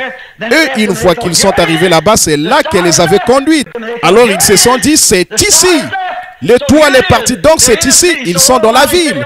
Alors, oh là là, ils disaient, ils chantent tous, et ils sont tous dans la joie, la gloire de Dieu a tout illuminé. Donc nous y voilà, nous savons ce que nous avons accompli là en observant cette conjonction. Personne, aucun maître ne pouvait monter là-haut, réunir ces étoiles. Et nous savons que lorsque ces étoiles se réunissent dans ce corps céleste, c'est le moment où le Messie est sur terre, Et toutes les quelques centaines d'années, elle repasse dans cette conjonction, vous voyez. Et à ce moment-là, il y a un don qui vient sur la terre, remarquez. Le Messie est sur terre lorsque ce groupe d'étoiles s'est réuni. Et ils savaient qu'il était là. Et ils se sont donc rendus au siège de la religion. Et ils se sont mis à circuler en disant, en parcourant les rues sur les chameaux, où est-il? Où est-il? Où est le roi des Juifs qui vient de naître? Nous avons vu son étoile en Orient, il est ici quelque part. Où est-il? Où est-il? Où est-il? Quel opprobre! Ils sont allés voir le souverain sacrificateur. Il a dit, peut-être dit, qu'est-ce que vous avez, vous autres? Voyons, bande de fanatiques. Voyez quel opprobre jeté sur leur réalisation scientifique. Par la puissance de Dieu, ils avaient vu son étoile. Et ils étaient des sages, des hommes intelligents. Ils étaient dans le domaine de la science religieuse. Et ils savaient lorsque ces étoiles sont arrivées là que le Messie était présent quelque part. Et ici, à l'endroit où la chose aurait dû être connue, on n'en savait rien. J'imagine les enfants dans la rue qui disaient, « Ah, regarde-moi ça. Ah, c'est une bande de fanatiques. Écoutez-les donc qui disent, où est-il le roi des Juifs qui est né? » Ils ne savent pas que c'est Hérode, le roi ici. Ils ne connaissent pas l'évêque un tel. Oh là là! Où est le roi des Juifs qui vient de naître? Nous avons vu son étoile en Orient. Là, on a dit, venez par ici, vous tous les sages d'ici de la région. Venez par ici. Est-ce que vous voyez une étoile quelque part? Oh, pas du tout, je n'ai rien vu de cela. Vous tous les astronautes, venez par ici. Est-ce que vous avez vu une étoile quelque part? Non, non. Est-ce que vous avez vu un signe mystérieux quel qu'il soit? Non, nous ne voyons rien de ça, non. Maintenant non plus, c'est pareil, ils ne voient rien, ils ne peuvent pas le voir. Et faisons venir les prédicateurs. Et vous, qu'est-ce que vous en dites? Non, nous on n'a absolument pas vu d'étoile. Bon, et vous autres qui mesurez le temps ici, sur la miraille, vous observez les étoiles, vous connaissez chaque. Vous savez où se trouve chaque conjonction dans les cieux. Vous connaissez quelques étoiles. Est-ce que vous avez vu quelque chose? Non, nous, on n'a rien vu du tout. Et pourtant, c'était là. Gloire à Dieu. Oh là là, ne pouvez-vous pas le voir? C'est là en ce moment même. Et ils ne le voient pas. Cela se passe en leur présence et ils ne le voient pas. Non, nous n'avons rien vu. Au moins, je suis allé là-bas, je n'ai rien vu. Bien sûr que non, vous êtes trop aveugles, c'est tout. Vous n'êtes pas destiné à le voir, voyez. Si vous êtes aveugle à ces points, évidemment que vous ne le verrez pas. C'est seulement pour ceux à qui Dieu le révèle. Ce sont eux qui le voient. Ça a toujours été le cas, certainement. C'est Noé qui voyait la pluie dans le ciel, vous savez. Mais les autres, ils ne la voient pas, voyez. Ils ne voyaient pas de pluie là-bas, mais Noé l'a vu. C'est Abraham qui a vu Sarah porter le bébé. C'est vrai, pas les moqueurs qui disaient « Père des nations, combien d'enfants as-tu maintenant ?» Nous pourrions vraiment parcourir toute la Bible, les sages et les prophètes tout au long. La foi est une démonstration des choses qu'on ne voit pas. Ils savent que la parole a annoncé cela et voilà, c'est ça. On voit si la démonstration, ils la voient bien. Remarquez, oh là là, nos sages à nous ne voient pas cette étoile, il n'y a rien de vrai là-dedans. Pourquoi? En fait, quand ils regardaient alors qu'ils s'étaient joints à un tel groupe, l'étoile s'est éteinte. C'est la même chose aujourd'hui. C'est ce qui a éteint beaucoup de lumière. C'est vrai, de se rattacher à un groupe pareil où on n'y croit pas du tout dès le départ. Comment pouvons-nous avoir une union d'église? Comment pouvons-nous marcher ensemble si nous ne sommes pas d'accord? Comment cette fraternité à l'échelle mondiale, là, toutes les églises du monde unies? Comment pouvons-nous nous unir alors que nous sommes à 1000 lieues les uns des autres? Voyez, comment le pouvons-nous? Les évangéliques avec nous et ceci et cela et encore cela tous ensemble, d'être unis quand même avec toute cette corruption. Dieu prend une épouse qui est pure, sainte, qui n'est pas adultérée, qui s'en tient à sa parole très bien. L'opprobre de Jésus à cause de la parole. Et là, nous nous arrêtons dans un instant. Jésus a subi l'opprobre à cause de la parole. Regardez-là. Comment pouvait-il subir un opprobre alors qu'il était le divin Dieu incarné? Il était Dieu lui-même fait chair. Bien, vous savez que la Bible dit, nos mains l'ont touché, les anges l'ont vu. Réfléchissez à ça, je crois que Timothée l'a dit un peu comme cela, voyez. Disons sans contredit, le mystère de la piété est grand, car Dieu a été manifesté en chair vie des anges. Les anges étaient présents à sa naissance. Comme les anges ont dû regarder, se réjouir. Quand ils ont baissé les regards vers la crèche et qu'ils ont vu Dieu incarné. Amen. Ce n'est pas étonnant qu'ils se soient mis à crier. Aujourd'hui, dans la cité de David est né le Christ le Sauveur. Les anges se sont réjouis. Ils ont battu de leurs grandes ailes et ils ont chanté sur les collines de Judée. Gloire à Dieu dans les lieux très hauts, paix sur la terre et bienveillance envers les hommes. Ils avaient vu la parole de Dieu et ils la suivaient de près pour la voir se manifester. Et voilà, c'était cela. Or, Satan ne le croyait pas. Vous savez, il a dit, si tu y es, l'ange a dit, il est. Voilà la différence. Si tu l'es, fais telle chose, nous voulons te voir le faire. Mais l'ange a dit, il est là. Les mages avec leur science religieuse ont dit, il est là. Amen. C'est ce qui fait que les archéologues et tout aujourd'hui déterrent ces choses. Et il a été prophétisé il y a quelques années que ça allait arriver. Et là, ils déterrent ça et ils n'ont même pas.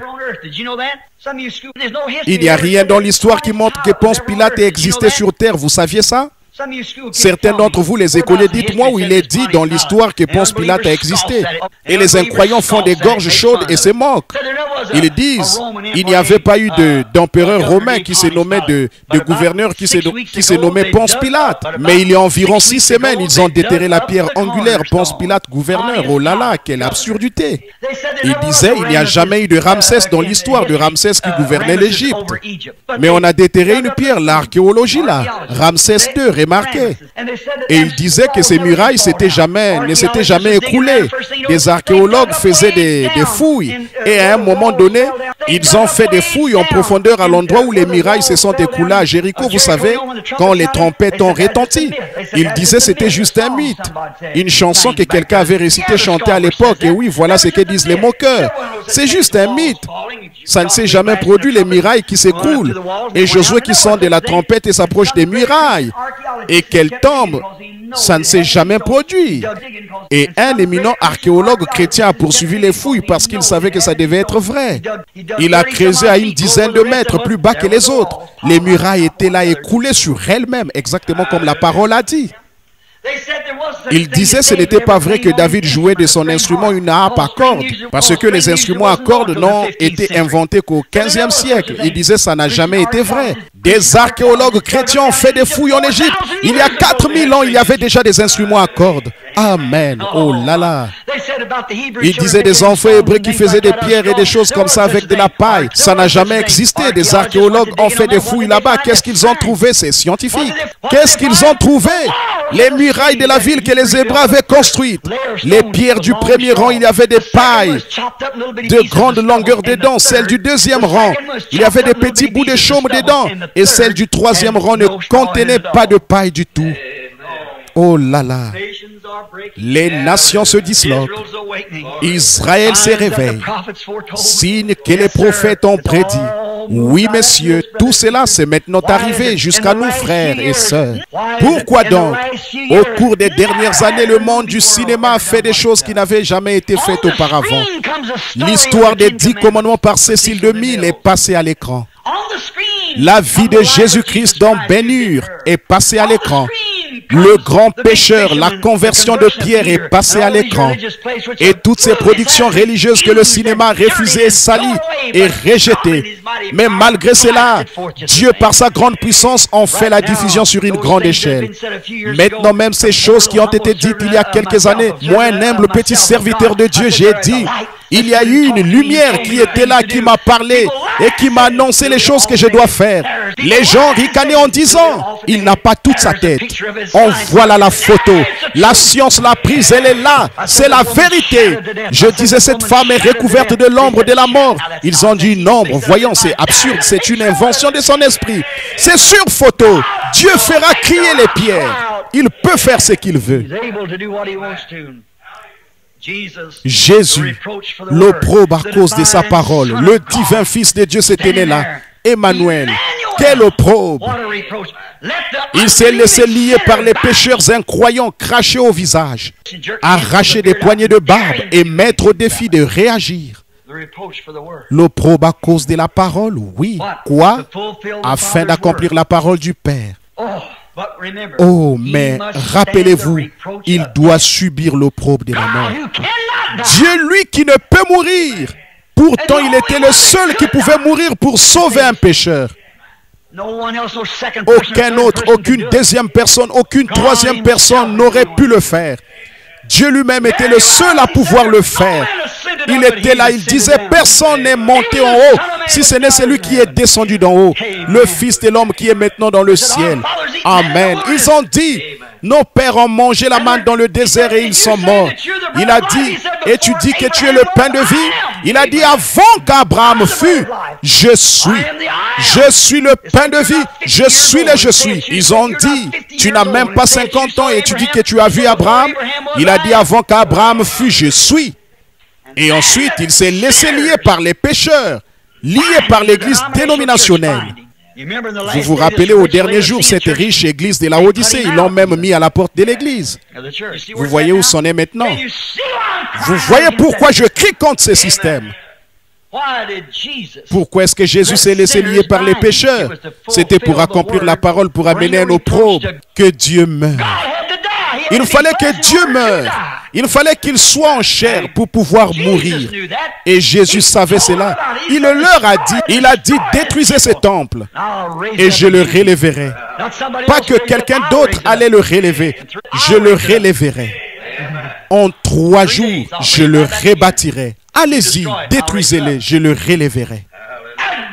Comme Jonas a été 3 jours et 3 nuits dans le ventre d'un grand poisson, il faut de même que le Fils de l'homme soit dans le sein de la terre. Et ils n'ont même pas compris. Voyez, un opprobre à cause de la parole, c'est ce qu'il était. Alors, l'objet de moquerie jusqu'à la mort, pour ressusciter pour la vie éternelle. Il devait d'abord être mis à mort pour pouvoir ressusciter à la vie éternelle et amener tous les autres êtres humains de la même forme que lui, à la vie éternelle, tout ce qu'il accepterait. Voyez, il s'est fait humain, il s'est fait parent rédempteur, et il a dû subir l'opprobre de toutes les moqueries et les railleries, tout comme ses compagnons de service l'avaient fait avant lui. Comme Moïse, comme Noé, comme tous les autres ont subi ces moqueries. Lui aussi a dû subir ces moqueries. Pourquoi? Il avait la parole, et il était la parole. C'est pour cela qu'ils se sont moqués de lui. Se sont moqués plus que jamais. Il était divin. Et il était la parole elle-même. Alléluia. C'est ce qui faisait de lui ce qu'il était. Jésus a dit, hypocrite, il a dit, vous bâtissez des tombeaux, des prophètes, et c'est vous qui les y avez mis. Ils sont venus avec la parole de Dieu, vous ne les avez pas crus. Vous êtes coupables pour chacun d'eux. À Phoenix, si Dieu le veut, un mot m'a frappé l'autre jour. Je vais accuser cette génération d'avoir tué Jésus-Christ, de l'avoir crucifié de nouveau. Je vais porter une accusation devant cette association de prédicateurs si Dieu le veut. Ils sont coupables du sang de Jésus-Christ. Ils l'ont crucifié de nouveau, oui monsieur. Tous les accusés. Pierre les a accusés au jour de la Pentecôte. Il a dit par la main des impies, vous avez crucifié le prince de la vie que Dieu a ressuscité. Et nous en sommes témoins. Il a porté une accusation. Je vais prendre la parole de Dieu pour accuser toutes les dénominations qui existent et tous les hommes sur la face de la terre qui sont coupables du sang de Jésus-Christ. Que Dieu m'aide à être son avocat ce jour-là. Amen. Oui. Oh, les moqueurs se moquaient de lui. Ils lui ont infligé l'opprobre. Il a tenu ferme. Amen. Oh, remarquez bien ce qu'il a fait. Il était le Fils de Dieu. Il a souffert la mort pour mettre à mort le péché. Il fallait qu'il le fasse. C'était le seul moyen de le mettre à mort. Et il a fait, il a subi cela comme tous les autres l'avaient subi. C'est que tous les autres avant avaient la parole de Dieu en miniature. En effet, Jésus l'a dit. La parole du Seigneur est venue aux prophètes. Et lequel d'entre eux, il a dit, vos pères, votre religion organisée, n'ont-ils pas lapidé et mis à mort? Lesquels d'entre eux a reçu les prophètes? Ensuite, une fois, ils sont partis.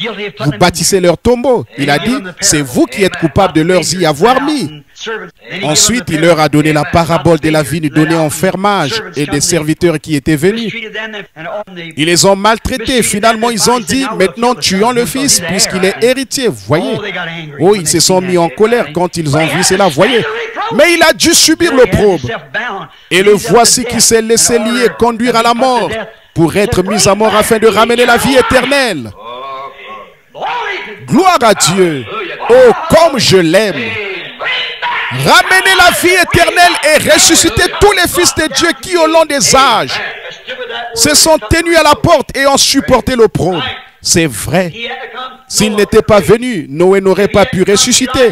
S'il n'était pas venu, Élie ne pourrait pas revenir. S'il n'était pas venu, Noé ne serait jamais ressuscité. S'il n'avait pas pu, s'il n'était pas venu, c'est qu'il était cet agneau prédestiné qui est venu prendre l'opprobre sur lui et qui a subi la mort pour chaque parole de Dieu qui avait été prononcée et que ses justes avaient défendu. Il fallait qu'il le soit. Personne d'autre n'aurait pu le faire, Dieu lui-même. Et c'est lui qui est venu prendre la place pour pouvoir racheter et donner la vie éternelle à chaque fils de Dieu qui avait défendu cette même parole et qui avait accepté de subir l'opprobre. Chaque fils de Dieu au cours des âges qui avait accepté de subir l'opprobre, personne ne pouvait le racheter. Mais par la foi, il a vu venir ses rédempteurs. Job l'a vu. Job était là à l'époque et on disait, oh, tu pêches en secret, Dieu te malmène parce que tu pêches en secret, voilà tout. Il a dit, je sais que mon Rédempteur est vivant. Dans les derniers jours, il se lèvera sur la terre. Quand les vers de ma peau détruiraient ses corps, de ma chair, je verrai Dieu. Sa femme a dit, pourquoi ne pas le maudire et mourir? Elle a dit, tu as l'air d'une misérable loque. Il a dit, tu parles comme une femme insensée. Amen. Le voilà, je sais qu'il est vivant et qu'il se lèvera au dernier jour. Si Jésus n'était pas venu, Job n'aurait pas pu être racheté. En effet, c'était lui l'agneau immolé depuis la fondation du monde. Il connaissait sa place, il connaissait sa position. C'est pour ça que Marie a reconnu cette position ce jour-là quand elle est sortie là. Il a dit, si tu avais été ici, mon frère ne serait pas mort. Il a dit, ton frère ressuscitera. Il a dit, oui Seigneur, à la résurrection, c'était un bon garçon. Jésus a dit, mais je suis cette résurrection. Crois-tu cela? Elle a dit, oui Seigneur, je crois que tu es le Fils de Dieu qui devait venir dans le monde. Il a dit, où l'avez-vous enterré? Oh, voilà. Elle a reconnu ce qu'il en était pour cette petite femme-là. Ce n'était pas que des mots.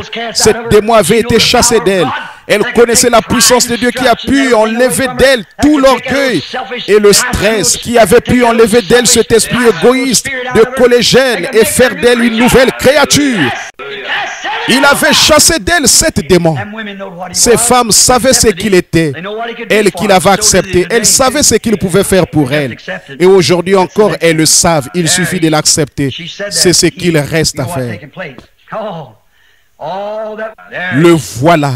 Il a dit cela et vous savez ce qui s'est passé. Oh, tout ce qui allait souffrir pour ce même parole, il est mort pour cette cause. Il était le seul qui pouvait mourir pour cela, car il était la parole. Il était la parole manifestée. Tous les autres avaient eu des petites immersions partielles. Mais là, en lui, c'était la plénitude de Dieu. Il est le même aujourd'hui. Hébreux 13, 8. Jésus-Christ le même hier, aujourd'hui, éternellement. Écoutez, je termine là vraiment. Je vais terminer, il le faut. J'ai dépassé l'heure de beaucoup. Il n'a jamais écrit un seul mot. L'a-t-il fait? Jamais il n'a écrit un seul mot. Pourquoi? Il était la parole. Qu'est-ce qu'il était? Les paroles qui avaient déjà été écrites. Il était la manifestation de cette parole. Gloire. Là, je me sens bien. Il était la parole. Il n'avait pas besoin d'écrire quoi que ce soit. Il était la parole écrite, manifestée. Gloire à Dieu. Il est le même aujourd'hui, hier, aujourd'hui, éternellement. Il est la parole. La parole manifestée. Vous dites, c'est vrai, frère Branham? Regardez Jéhovah là qui souffrait pour assécher un passage entre les eaux là-bas, pour faire un chemin afin qu'Israël puisse traverser à pied. Regardez Jéhovah en chair qui dit, silence, tais-toi. Quand les vagues battaient les côtes dans la tempête et que le diable agitait comme ça, il a dit, silence, tais-toi. Et ils lui ont obéi, les vents et tout. Il était Jéhovah. Amen. C'est Jéhovah pouvait se tenir là à l'époque et faire tomber quelques gouttes de rosée là-bas qui tombaient à terre et devenaient du pain pour nourrir un peuple. Il s'est tenu là. Il a pris 5 poissons ou 5 petits pains et 2 poissons et il a nourri 5000 hommes. Il était la parole. Amen. Amen, il est la parole et il sera toujours la parole. Et moi et ma maison, nous servirons la parole. Je désire le voir face à face et chanter pour toujours sa divine grâce dans les rues pavées d'or, élever ma voix. Mes soucis sont finis. Je suis à l'abri. Oh là là, oui. Portez l'opprobre de la parole. Il y a un opprobre qui accompagne la parole. Tenez-vous-en strictement à la parole et portez l'opprobre. Prions.